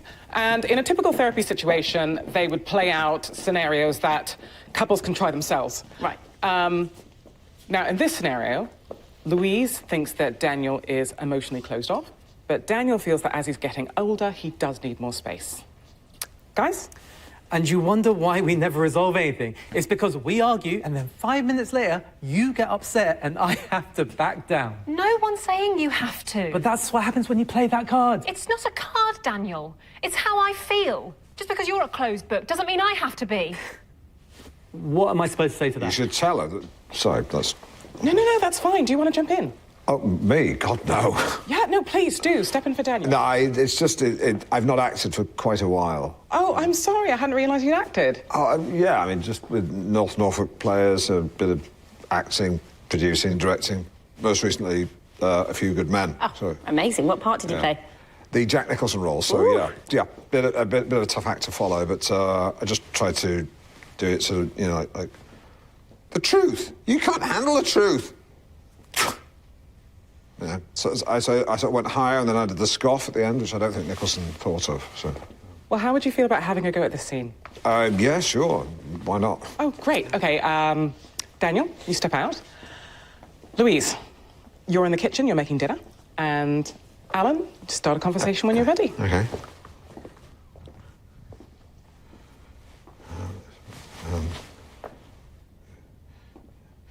Don't overthink it. OK, yep, right.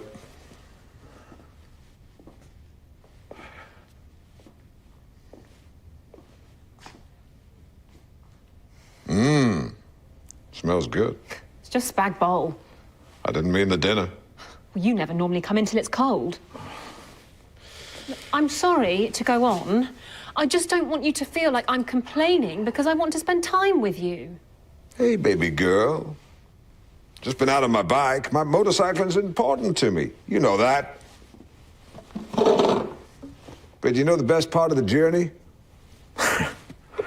Riding that steel horse back home to you. Try it without the accent. Me or her? You. OK, but the general direction... Forget all that. Both of you sit at the table. OK. Now, let's just pretend that she's your actual wife. Yeah.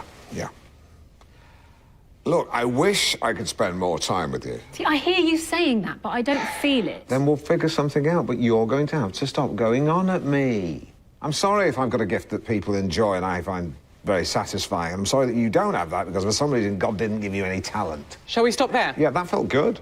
Quiz. One of these people spent World War II sewing uniforms, the other flying Spitfires. So, which was which? The answer will surprise you.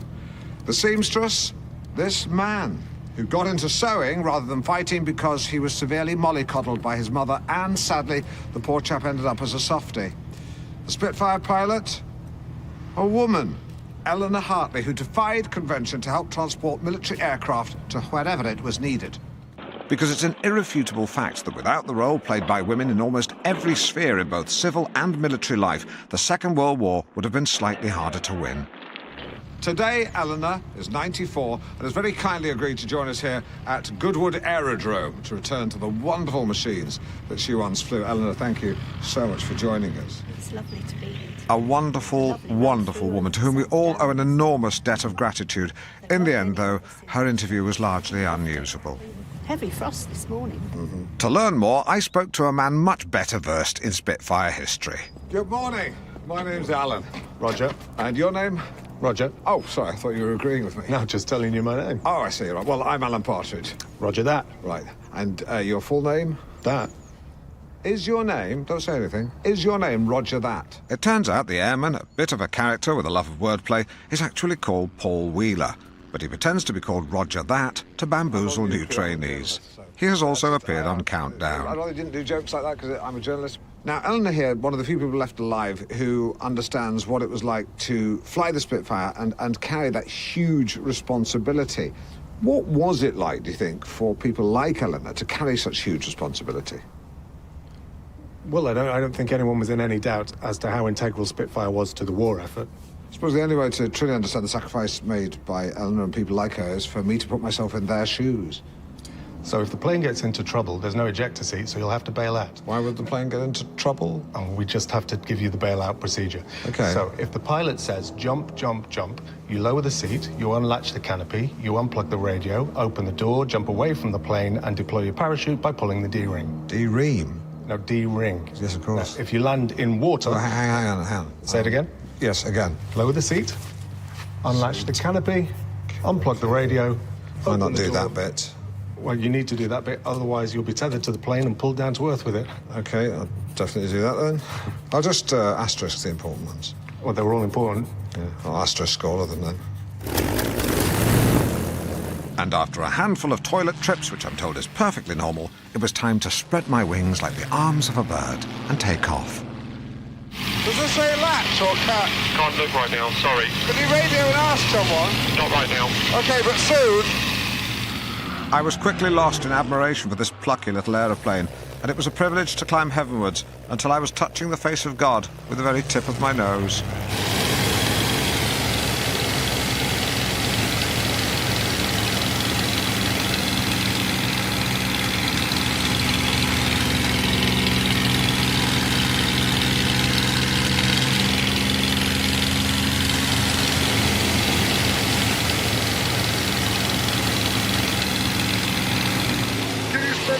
Please. I didn't like it before, but I do like it now, so spin me again, please.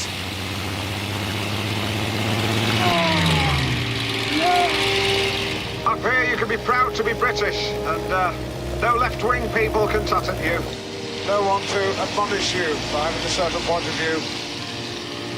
No one accusing you of culturally appropriating a Moroccan because you're wearing a fez, even though you'd only gone as Tommy Cooper.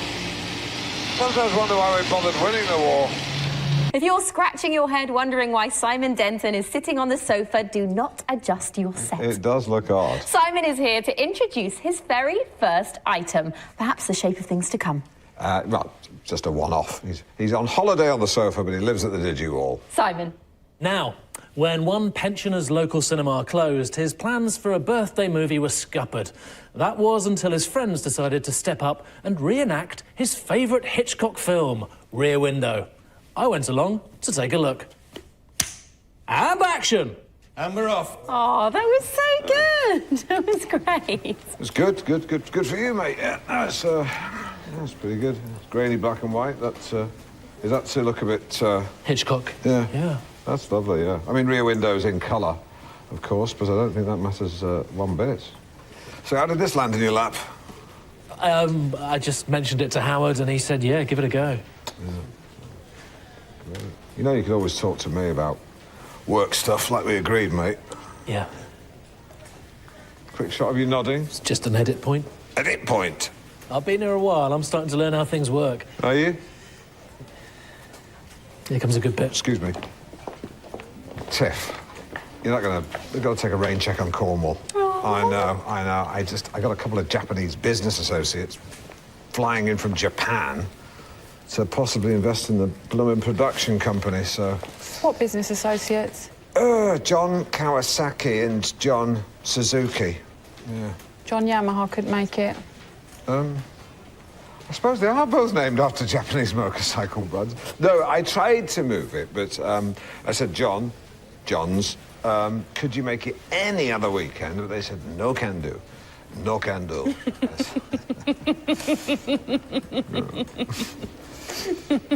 Yeah, I know, Japanese, the way they do talk in a slightly funny way. You shouldn't really laugh. Japanese. Yeah. Don't dick me about. Places, people, and we're back in 5, 4. Oh, Simon Denton reporting there. Didn't he do a good job? And they were so welcoming, not just Annie Arnold at number 10, but all her neighbours on Davenport Close in Kirkstall. A real community. Oh, lovely. Are you allowed to give out someone's name and address like that on camera? I'm not sure. Don't know. Right, I shouldn't have assumed you knew. It's just that when you've been here a while, you learn how things work. Yeah, we're all right. Our apologies there, just for a slight slip-up. It's live TV, we all have our moments.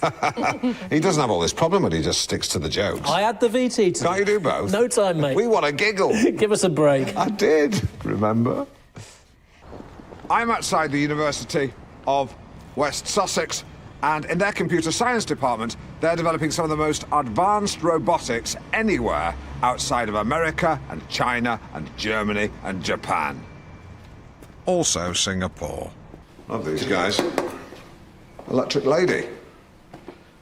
Nice. This droid, what's it capable of? That's just a coffee machine. Got it. Is this a coffee machine? No. Could be. Doesn't make coffee. So this is the unit here. It's a fully electronic, torque-controlled quadruped. We foresee a lot of uses in the industrial cleaning sector, as well as around the home. Yeah, it's quite a noisy little, I want to say chap, not quite sure what to call it. Her nickname is Lady. Yeah, I don't really do nicknames. Can you switch it off, please? I asked you to turn it off, please. Sorry, love. Oh.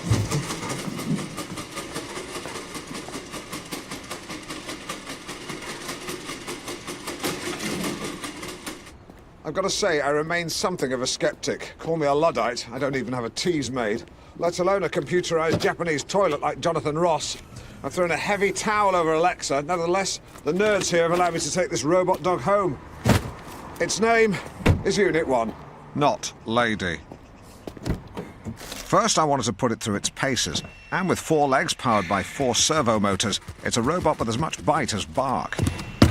Not the quietest droid, but with a top speed of a nifty 6, it's quick enough to outrun anyone with a mobility issue. But are we ready for robots? Could you trust this face? Look at it.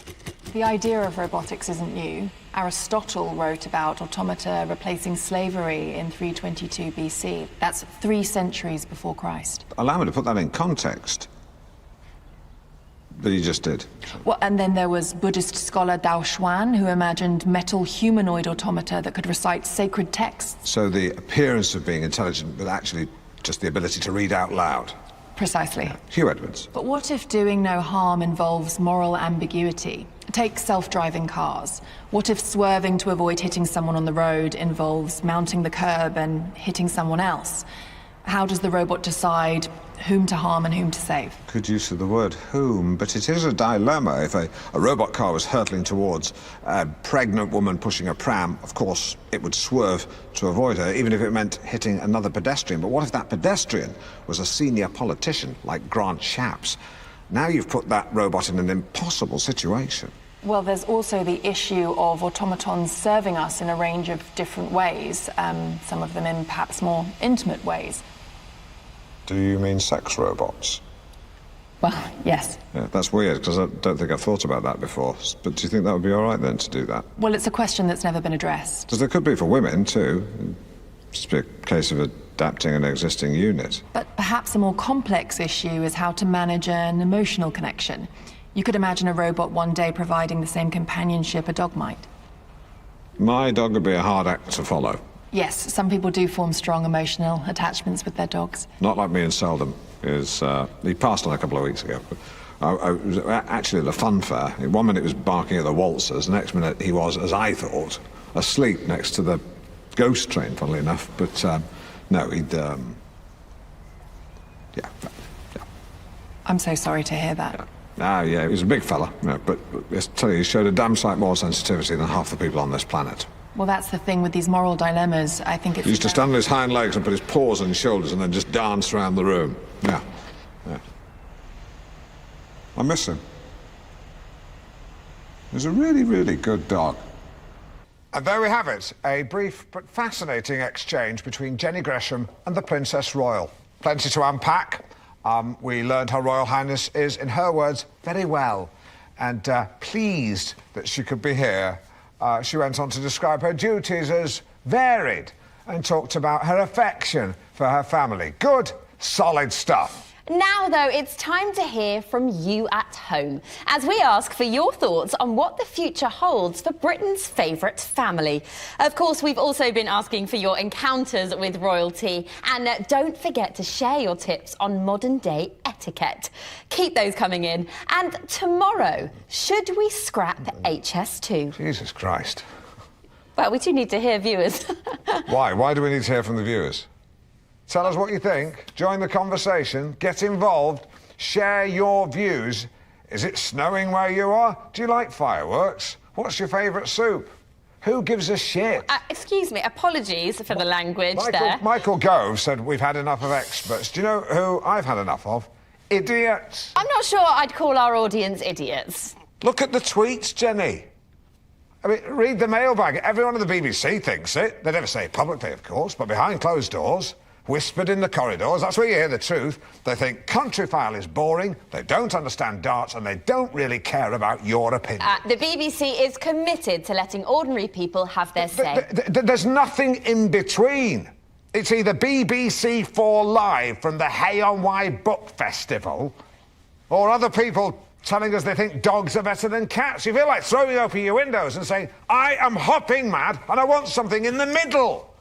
Are you finished? Julian Fellows.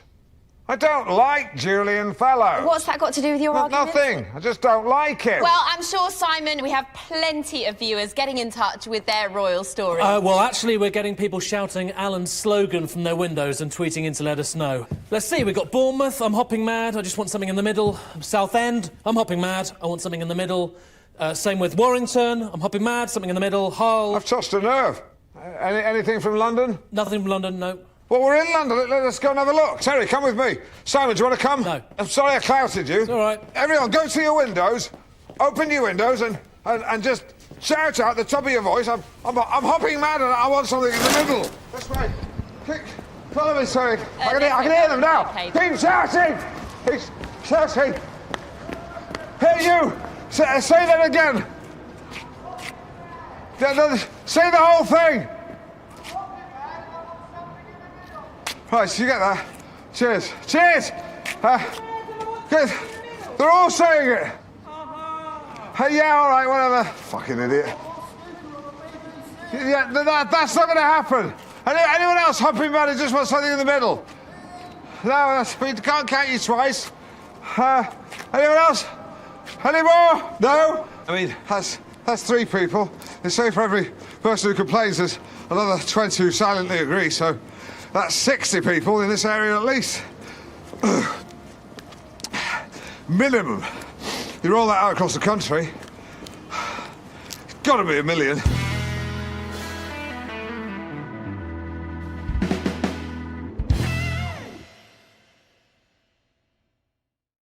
Today we're talking condiments. You're stuck on a desert island, you're allowed 1 condiment. Which is it to be? John in Sproston. Ketchup. Harry in Bodham. Mustard. Kev in Norwich. Gravy. That's not a condiment, it's a hot sauce. Bristol, then. That's a brand of gravy. Bronson pickle, then. And that's a relish. It's 8 minutes to 12 in less than 1 hour. Mustard. Myself and sidekick Simon Man the barricades. will come face to face with one of the most beautiful women in the world. Anthea Turner. Anthea the Body Turner. Ooh. You like her, do you, then, Alan? What man doesn't? Seriously, what man doesn't? Oh, no, hardly any. Exactly. She... Stevie Wonder.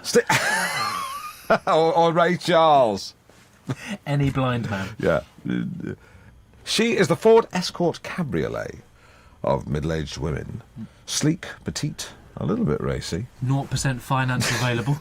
It doesn't even make sense. But it's still funny, still surreally funny. Which is why we booked you. Power steering. By the way, please don't text in. The woman/car thing is exclusively for myself and sidekick Simon. We're just doing that. What's that word you used? Riffing. We're riffing. We're jamming. Well, riffing. Yeah. I gotta say, it's always like this, isn't it? It is, we had brunch. I had lunch on Sunday. Yeah. You had lunch because I would turn up at about 11:30. Yeah, I know. I pitched up about 12:10. He puts up at 12:30, like blooming rolls in like Lord Vader, Lucan, and what did you order? I had the Thai fish cakes. Yeah, that's and right. You sat there No, don't tell me what I had. I had the. I had.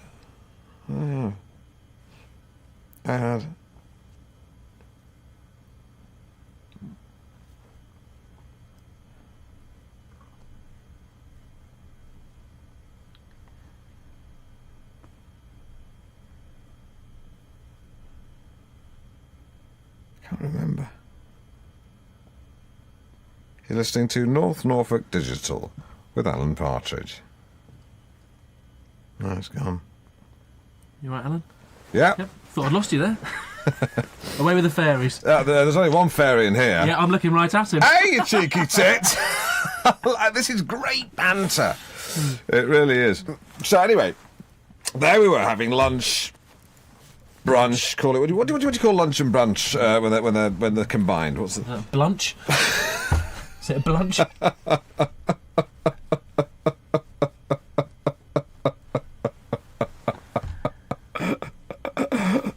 That's excellent. Really good.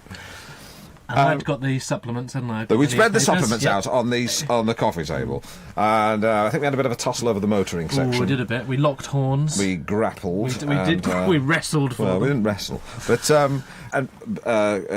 you gave me a bag of crisps, didn't you? Yes. Cheesy onion, cheese and onion. Cheese and onion.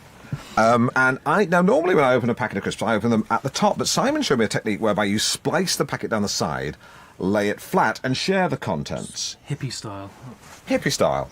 And I think, in all seriousness, it was at that point that I realised that here was a guy who's prepared to push the envelope.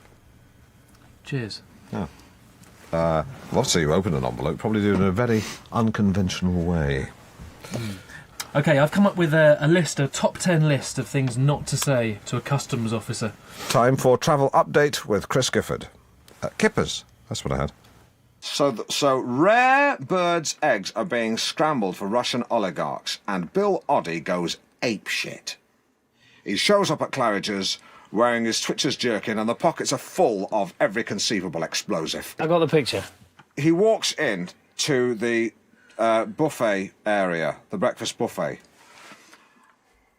People turn round. They say, "Isn't that the man from Springwatch?" Someone else says, "Wasn't he once one of the goodies?" "Yeah, not anymore. Now he's a baddie." Seconds later, carnage. Oddie is like a bearded Catherine wheel scything through the crowd. Ironically, the oligarchs wearing the leather jackets are protected from the worst of the blast, but an innocent couple from the northeast on a city break are vaporised. Sorry, are you asking me a specific question? Yes. And that question is if an RSPB neo-fundamentalist was radicalised, Oddie sacrificed himself, the rest of them holed up in Wookiee Hole, and I was sent to neutralise the threat, how would I proceed? Simples. You really want to know? Yeah, let's hear it. Hand-to-hand combat, commando style. Do you mind if I stand up? No, please. Take the floor. Take the floor. The floor is yours. You have the floor. So, in Special Forces, we're given licence to use bespoke techniques, improvised weaponry, that sort of thing.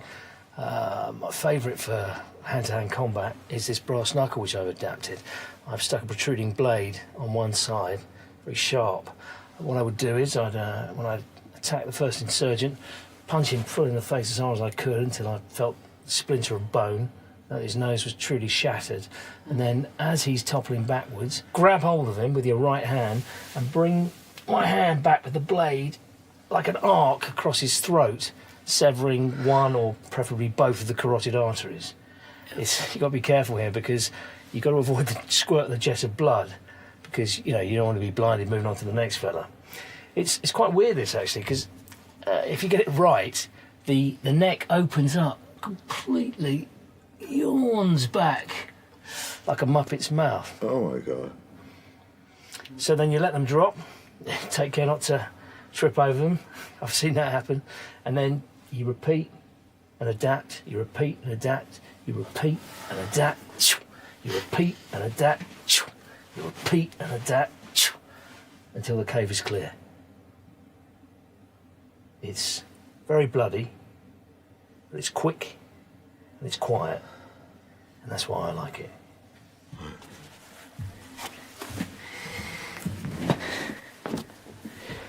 Any questions? No.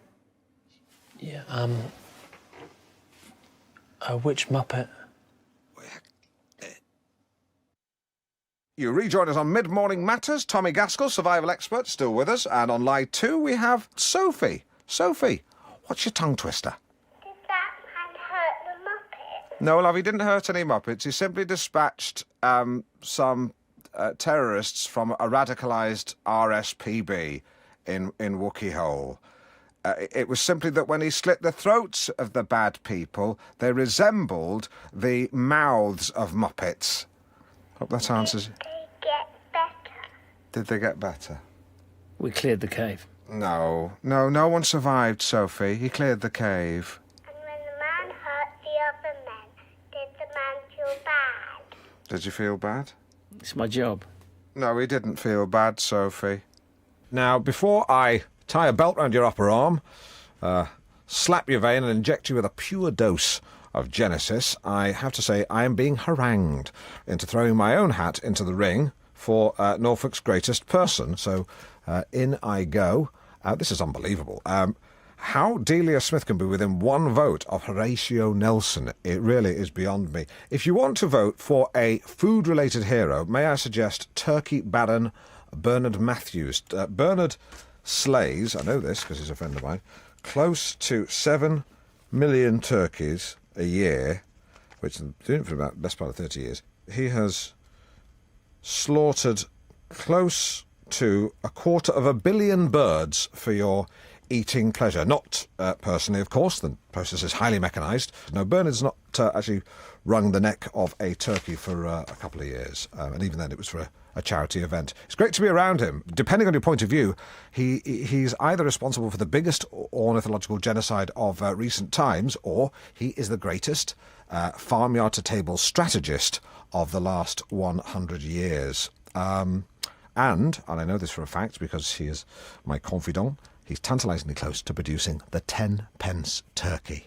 What a thought. He's actually showed me around his factory recently. He very, very liberal of him. He said, you can go anywhere you like, Alan. Apart from one room. He just stood in front of my path and said, don't go in there. I said, I thought you said I could go anywhere. He just said, just drop it. And all the love went from his eyes. Chilling. Anyway, I'd like to suggest Bernard Matthews as Norfolk's greatest person, along with my own hat, which is still in the ring, along with all the other candidates' hats. Middle of the day? You bet.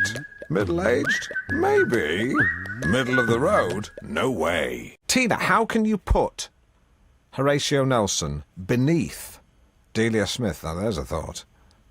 I think Delia's great. Don't get me wrong, Deals is a cracking cook and a very attractive older woman, but Nelson masterminded the defeat of the entire French and Spanish navies before being shot in the neck and subsequently kissed. Well, OK, but could he cook a good spag bowl? Oh, well, you know, you're being humorous, which is fine. No, I'm being serious. Well, people only abbreviate when they're being jocular. You said spag bowl. Say the full words. If you're going to take this seriously, say them. Say it. Spaghetti bolognese. Thank you. Let's wrap this up. I think it's run its course. we'll look at the results for Norfolk's greatest person. My hat's in the ring. Actually, I'm going to take my hat out. There it is. It's a tie, a dead tie between Oliver Cromwell and Horatio Nelson, exactly as I predicted. Why do I bother? That's rhetorical, by the way. Please don't text in. I know why I bother. But I'm not prepared to go into that now, because right now it's time for Surname Mastermind. Hello, Chris, on line 1. Are you there? I'm there, yes, I'm here. Chris, are you ready to play Surname Mastermind? Yeah. OK, here we go. Cheryl, Ashley. Cole. Correct. Simon, Yasmin. Le Bon. Correct. Michael, Shakira. Kane. Correct. Rod, Alana. Hull. No. Stuart. Dave and Samantha. Cameron. Yeah, that's right.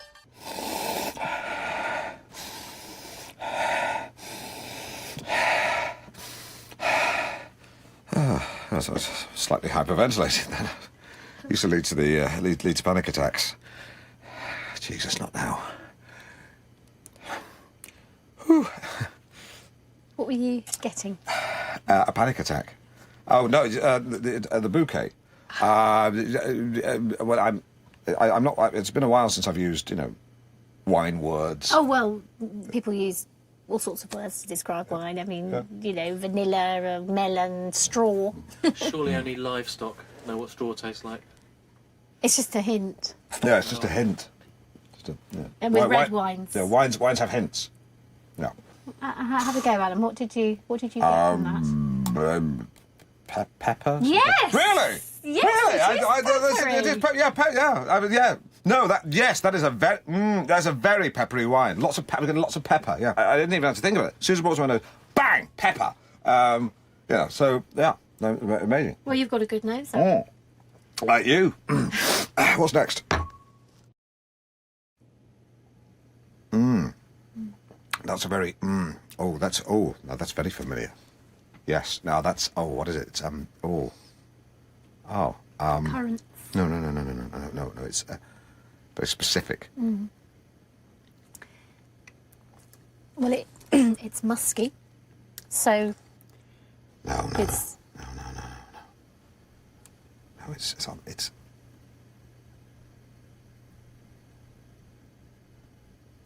berries? No, the Rosie, that's wrong. Sorry. Cherry... Cinnamon? No. This wine tastes of chewits. Oh. Oh, well, I've never heard Have we got any chewits? Now, this Chardonnay from Devon is exceptionally well balanced. Rosie, it's great. They're all great. Fantastic. Nicely fruity with a long finish. Yeah, it's. What does that mean? Well, it long means finish. It means the taste lingers on the palate. It does. It lingers on the palate. Absolutely. Like a lazy forklift truck driver. He would linger on the palate. Oh yeah. Yeah. Not bad. Keep talking. Well, so it lingers on the palate, and the taste, therefore, will. Oh, right. you all right? Yeah, that's just this thing. Oh. There we go. Just. No problem. Just go on. So what were you saying? So is that taste lingering for you? Yeah, I can still taste it. Definitely, yeah, still there. Well, you will for some time. Yeah, it's got still there. Yeah. I mean, we can't wait till the flavour goes before we carry on the conversation, because it's because it's a long finish. It will be there for some time. No, it's gone. Cheers. So, cheers. Anyway, which of the wines did you like best, Alan? I'm curious to know. Which is the most? What are the prices individually? Bottle to bottle. Right. Well, this one here, this is £6. This is £8.95, and this one's quite pricey. It comes in at £12. That one is the one I think had the best flavour. Yesterday's quick-fire phone-in only yielded 3 calls. My mistake. I think panel beating was too narrow a topic. So today we're going to open it out with the question, what is the best thing. What's the best thing of all? So far we've got Sky Plus, a cup of Brazil nuts, that was amusing, livestock, valid, and wet wipes. That was a fascinating call from an elderly lady in Hempton. Let's have some more. Line 2. The first smile of a newborn. Ah, who could not like that? Who could not like that, though? Herod. Yes, Herod. That's right. He was a baby killer. He enjoyed... Yes, he killed lots of babies. He did. We don't like him. Line 4, Sean. Oh, it's got to be your radio show, Alan. Oh, yeah, I have no need to... You've saved me a lot of money on toilet paper now because you've already done the job for me, as it were. You're arse licker. Yeah, all right. Well, obviously that's the implication, you know. Line 6, Stuart. It's sliced bread. What about sliced bread? Sliced bread, it's the best thing, isn't it? 'Cause that's what people say. They say it's the best thing. Yeah, but sliced bread is. Well, that's a phrase, but it's not actually the best thing, is it? Can I have a T-shirt? No, of course you can't. That's just a turn of phrase. Yeah, but it's the best thing, isn't it? Because it's what people say. They say the best thing. I know they say that. I'm familiar with the phrase, but it's just a turn. It's not literally true. Then why do people say it? Of course Because it's true. it's not... Sliced bread is the best thing. It's the best thing. It's sliced bread. If you keep saying it, Stuart, it's not going to make it any more true. We all know the phrase, mate. We all know the phrase. It's just an idiom. You're an idiot. No, an idiom, not an idiot. You're an idiot. No. You're an idiot for not knowing what idiom is. It's clearly confused you because you think I just substituted the T with an M. You stupid gim. You momal mwam. What you got? Maybe that. You're a compleem cunm.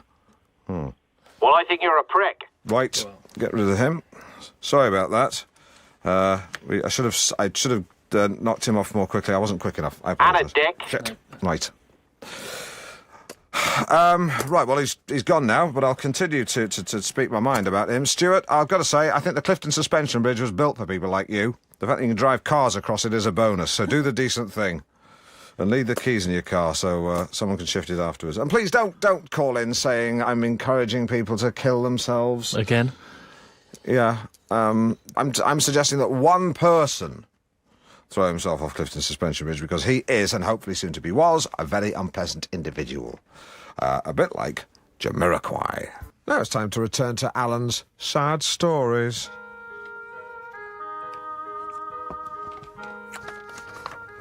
So things were going well between Gareth and I, but that was when our relationship took a twist that neither of us could have predicted. Shit, she writes, because Gareth died. But I married his twin brother, because he had a twin brother, who was identical. He had eyes like a cow too. So everything was back to normal again. Until one day I discovered Gareth's brother in a compromising position with a box of Quality Street. He'd eaten 3 or 4 in sudden succession and completely ruined his appetite for the chicken dinner I'd so lovingly prepared. I was totally crushed. It was then I realised that Gareth's brother had a chalk problem. Nothing would get in the way of his addiction. The lowest point came when I found him collapsed in a sugar-induced coma in the bogs of Yates's Wine Lodge in Yarmouth. We cried and cried that night. I reiterated my love for him, he reciprocated his love for me, and we shared a chocolatey kiss that will stay with me forever. But it was then that everything changed. Again. Because his weight had ballooned to 20 stone or thereabouts. When he came towards me to hug me, he fell on me and shattered my spine in 3 places. The police didn't believe him, and he was carted off to prison for GBH, or attempted murder, I forget which. I still visit him once a week in prison, And he tells me, Alan, that he tunes into your show, and it offers him great solace, great comfort. Not that the show is aimed at the criminal fraternity in any way. The cons tend to listen to Orbital Digital, as many of them have learning difficulties. I should add, the reason I was able to visit him was because of a pioneering operation which enabled me to walk again, because they replaced my spine with a new one made of carbon fibre, which is actually the material they use in the engine blocks and chassis for Formula One cars. It's actually lighter than aluminium. Yours sincerely, Deirdre. P.S. Unfortunately, I can't remember what our favourite song was. Ah, what a sad story.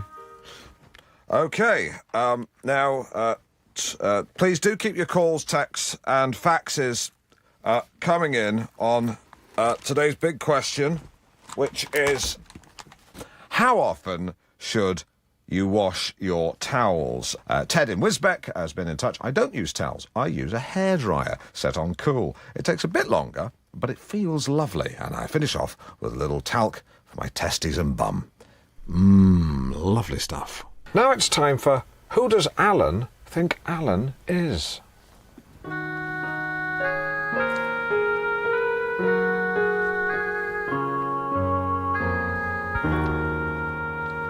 Who do you think you are? Just to explain, the sense of that line was not properly explained to the voiceover artist before she went into the booth. By the time I found out, she was already in a cab. Complete waste of 30 quid. She sounds like she's been touched on a bus. My main guest today is one of the genealogists from BBC One's Who Do You Think You Are? Please welcome Henry Spring. Hello. Our journey begins with your great-grandmother, Annie Partridge. Do you remember her? I do, Granny Annie. She died when I was a toddler. She used to make me chucky egg. Egg and butter chopped up in a bowl.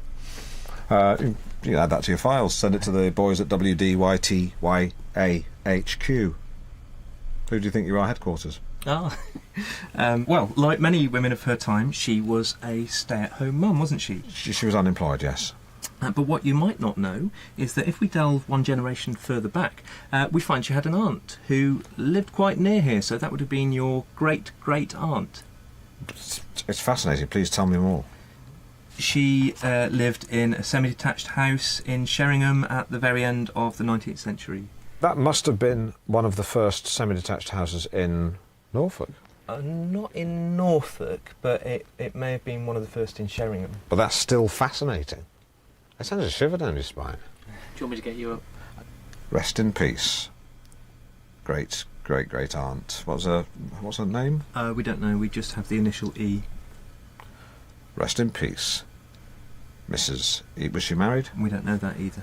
Well, rest in peace, E. Partridge. What was the joke you were going to do? I was just going to say, shall I go and get you a hot water bottle when you said you had a children in your spine? Oh, yeah. That's good, yeah. I think I was right to stop you there. Oh, yeah. Henry, I'm right, am I not, that my distant relative was involved in perhaps one of the most important pieces of town planning that Norwich has ever seen? Well, he worked in the Office of Town Planner. Changing what was Deering Square into what is now Deering Lane. They effectively made it a thoroughfare, yes. I mean, it's amazing. I mean, the number of times I've parked on that road. Never knew. I mean, I know it's loading only, but you park there after 6, they never get you. I almost feel like crying. Certainly made getting into the centre of town that bit more straightforward. And the rest. If it weren't for Deering Lane, you'd have to come in on the ring road. I mean, it's just amazing that an ancestor man had to wrestle with that awful decision. I mean, on the one hand, the square gave people somewhere to sit, a respite from the frenetic pace of life in Norwich. And yet on the other, I mean, direct access to Hobbs Road must have been like the promised land to civil engineers, cutting journey times from the east half of the city in half. It was caught between a rock and a hard place. It must have been ruddy hard. I sent a shiver down my spine. Another one. That's the second one in half an hour. I almost feel like I should get a hot water bottle to reheat my spine. I love that advert. Giving them away. OK, time for some more calls on... What is Alan firing his friend's air rifle into? That sound again. And again.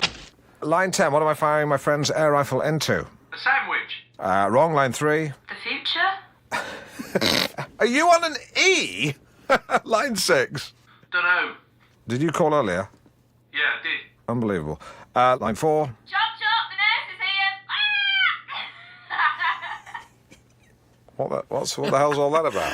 No idea, mate. Seriously? What? might have something to do with me. Why? It's to do with something I did on the on Branning's show last night. Well, let's hear it. Move on. No, let's hear it. Move on. Let's hear it. Seriously. It wouldn't work now. No, you can't deprive the listeners of mid-morning matters. On this occasion, I think I should. Seriously, let's hear what you did. Really? Yes. Yeah. On, Okay. Well, so Carl Branning was under the weather, and he had some night nurse and some day nurse, and so the big joke was, which one should he take, because it's the night time, but he still didn't want to go to sleep.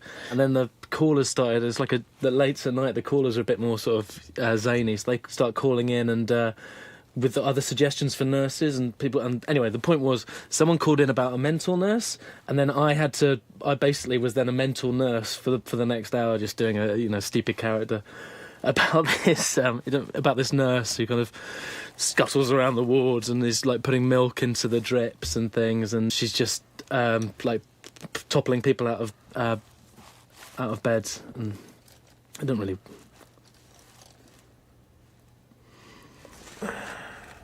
Sidekick Simon.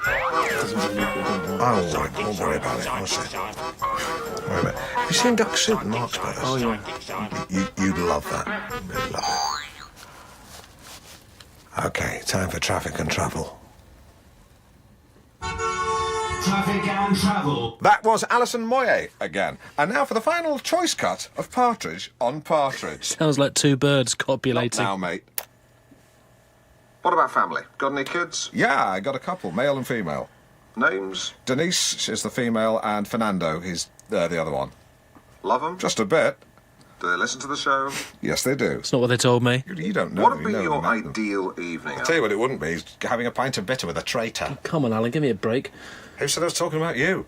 World doesn't revolve around you. No, I'm not saying that. You're not the moon. Yeah, I thought you said you weren't bothered. What about your favourite TV show? Deal or no deal, I'm not bothered. And why's that? Edmonds. You can do what you like for all I care. It's a free country, unless they change the law. What about a favourite war? The 100 Years. And I'll tell you something else. Any reason? Pioneering use of cannons. You can make love to the guy for all I care. Bum time with Branning. That's been legal since '67. What's your greatest strength? You give a break to a lab assistant from secondary modern. Your biggest weakness? Repays you by taking 30 pieces of Branning silver. He's not paying me, Alan. It's a metaphor. What makes you laugh? To recap, key strength, courage, weakness, too kind, funny, YouTube, sneezing panda, enjoyed chat. I enjoyed chatting to you too, thanks, Alan. And tell Chegwin I'll pay for the dry cleaning, but he should count himself something else. And the answer to what is Alan firing his friend's air rifle into is a beef tomato. And here is Mick Hucknall. So a bit of banter. OK. Just keep it light. Yeah. OK. OK. Off we go. Right. Norfolk today with Eddie Shepherd and Terry Cohen. Good evening. Good morning. Yes. This is North Norfolk today. In case you're wondering if Eddie Shepherd has had his adenoids removed or has finally cut down on the fags, neither is true. You're listening to Alan Partridge. Eddie's adenoids continue to block the vast majority of his nasal passages, and he continues to smoke like a gangster in a 1940s film, who even the other gangsters think, smokes to excess, and tell him so. And Alan's in for Eddie all week. It's great to have you with us, Alan. Pleasure to be here. Very welcome. Thank you. And thank you. I'm very happy to be on the show. I listen to it every morning. Oh, do you? In Cafe Nero, yes. By default. I mean, they pipe it in. So right. You provide the soundtrack while I chomp on my egg panini with extra egg. An extra egg. Sounds delicious. It is. It's 7:01. Very nearly. And it's time for a review of today's papers with Alan. Right you are. So I have got some big tits for you. Tits, bit, tits, bits, tit, Titbits! Gobbling titbits! Freudian slip there. Oh dear, sorry about that. I don't know what all the fuss is about, really. I mean, they're just pointed sacks of fat on the upper torso of a woman, for goodness sakes. What's the big deal, people? I mean, you know, we've all got our favourite, gland. Mine happens to be the mammary. The Independent leads with government in secret spending cuts. That's yesterday's paper you got there, Alan. Right, I've read all yesterday's papers. What am I going to do? And now traffic and travel. We haven't got that in yet. We haven't got traffic and travel. That's fine. The roads today are fairly normal. I'm being told that there are potentially going to be some hold-ups. Nothing major, nothing that I can be specific about at this stage, but generally be vigilant, drive in a normal way, and stay tuned for more traffic updates. I hope that is helpful. The police also say to be careful if the roads are icy, but they're not suggesting they are at the moment, though they may be. Just keep your eye. Just drive sensibly, for Christ's sakes. 7:03. Well, it is now. Yeah. Alan, we're back on. With respect, Councillor, I think our listeners will be more concerned about cuts to public services. Well, absolutely, Terry, and that's why we've set out proposals to ensure... Let me take it from here. Throw me the ball. Councillor, you talk a good game. I caught it, by the way. But I have figures that show that you plan to cut public spending. Are you talking about the raw figures or the figures adjusted for inflation? Yes. Well, the first or the second? The first. Well, for God's sake. In that case, that's wrong, because if you look at the figures, the actual spend has remained the same as last year, see? Yeah. No, I understand it. I'm just checking it. Well, it's there. Yeah, that's fine. Another area where we've seen a great deal of public anger is in council housing. Now, what is the proposal here? I meant the second. Sorry, I meant the second one. When you gave me the choice before, I meant the second choice where the figures are adjusted for inflation. Well, Alan, we've made no secret of the fact that we're not going to keep pace with inflation. In fact, it's one of the few issues that we have cross-party agreement on, so... Right. We've made no secret of the fact that we're going to have to make... Bus fares. I'm sorry? Bus fares. Have you not put up bus fares? As we said in our manifesto, we won't be putting up bus fares in any... Have you put up bus fares? Not in real terms. Have you put up bus fares? In line with inflation, we have had to keep pace... Yes or no? Have you put up bus fares? In our manifesto... Have you put up bus fares? We've only put up bus fares. Have you put up bus fares? Yes, but only yes, in as but much... yes, yes. Yeah. Thank you. If you want to see that interview back online and see me getting a politician to admit something slightly different from what they said earlier and then saying, look, you said something slightly different from what you said earlier. And so 1-0. It's 10 a.m. It's just after 10 a.m. You have been listening to Alan Partridge with special guest Tory Bronwyn Matthews. Tory Councillor Bronwyn Matthews. Yeah, her, and what's your name? Terry Cohen. Terry Cohen. Get well soon to Eddie Shepherd, who I'm sure will get well very soon. That's rhetoric, not a prognosis. Right now, you're listening to Mid-Morning Matters with Alan Partridge. See ya. Take a cup of personality, pour in some chat, and drink up some good company. i.e. Mid-Morning Matters with Alan Partridge. Good evening, morning, afternoon. Who cares? Who gives a flying monkey? Because today we're talking about things you don't see much of anymore. Already we have capes, tinned meat, Horlicks, sparrows, hula hoops, the crisps, not the toy. Hula hoops, the toy, not the crisp. swimming pools with deep ends and asbestos. We'll be asking, should we bring some and or all of them back? So do please text, Twitter, spam, fax, page, write and or email.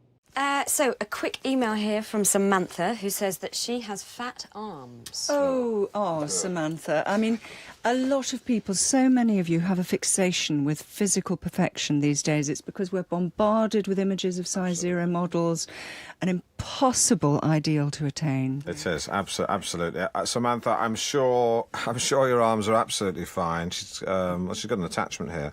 So, oh my God, they are vast. Wow. Alan. That's... you've got a lovely face, Samantha. She's got a lovely face. Yeah. I've got to send this to Jonathan Ross. OK, and, we've got a letter here from Lucinda. Lucinda says, I'm 45, but I'm going out with a 23-year-old man. We clicked straight away, but although he's very affectionate, we're yet to make love and he cannot maintain an erection. And I'm worried it's my fault. What shall I do? Well, it's actually very common in younger men, much more so than people realise. Yeah. I mean, these young men look all well and good in the underpant adverts, but when they hit the hay... It's failure to launch. I like it. Zoe, come in here. What do young women make of it all these days? Well, I suppose it comes down to confidence, really, doesn't it? Because I think a younger man can be a bit too eager to please. They end up sort of at 6s and 7s. And then an older man, you know, with some experience is perhaps a bit more at ease with himself. Yeah, and of course we're very fortunate these days. We have Viagra. But although do not exceed the stated dose. So you've suffered from that, have you, Alan? No. No.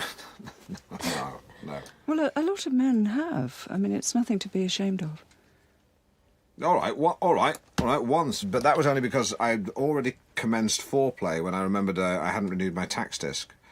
But once I put a quick call into the DVLA, lovemaking could begin in anger. I think it's all about making sure the conditions are right, getting the mood right, the atmosphere. Oh, sure. I mean, I'm not going to be embarrassed about this, seeing as we're trying to be, grown up about this. There have been times when I've been more rubbery than turgid. I mean, you can't just summon up tumescence like room service. Yeah, and I think it's partly down to the woman to sort of help set the mood a little, help man relax. Absolutely. Yeah, thank you. I mean, it's all about mood. Take the phone off the hook. Put on some easy listening, Carpenter's, Enya, and of course, make sure the heating's on. Okay, got another email here from Paul in Swaffham on forced celebrity breeding. This one is Kylie Minogue and David Dickinson to make an Oompa Loompa. Absolutely. Minogue provides the size, Dickinson provides the requisite skin tone and expression. Let's have some Alison Moyet. Spanning the length of the alphabet from A to Z, it's Alan and Zoe. But mainly Alan. You're listening to Mid-Morning Matters with Alan Partridge and my little pocket ray of sunshine, Zoe Scott. Speaking of sunshine, Alan, have you treated yourself to a sunbed last night? No. What about a spray tan? I don't think so. Morning, everyone. You're listening to MMM with ZS and AP or ZAP. You've got such a lovely, engaging way with people. You really have. Seriously, it really is very commendable. Thank you. Okay, so, today's... Coming up, we've got... Do you know what? We are like an old married couple. Yeah, pretty soon we'll be bickering all the time. You'll be drinking too much. Hey, and then you'll get jealous of my career and run off with a fitness instructor. No thanks. Been there, done that, got the T-shirt. Well, she got the T-shirt. Got the shirt off her back, really did. Fucking witch. Well, I just found that when she strayed from historical fact into the realms of conjecture, I was all too aware of the author's hand, and that took me out of the story. Apart from that, I thought it was a very good first effort. Yeah, I've got to say, I'm a little surprised, Crispin. I found that Mantle's main characters are scorchingly well rendered. And the sharp-clawed machinations are presented with non-stop verve in a book that can compress a wealth of incisiveness into a very few well-chosen words. That's just word for word what it says on the back of the book. That's my book of the week. That's Hilary Mantle's Wolf Hall. Oh! Can't wait to get my teeth into that. It sounds great.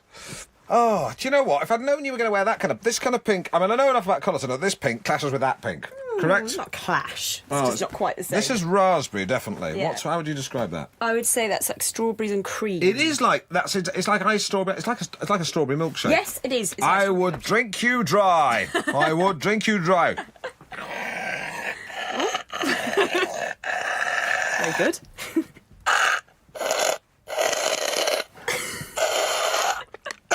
I'm down to your boots. Oh God.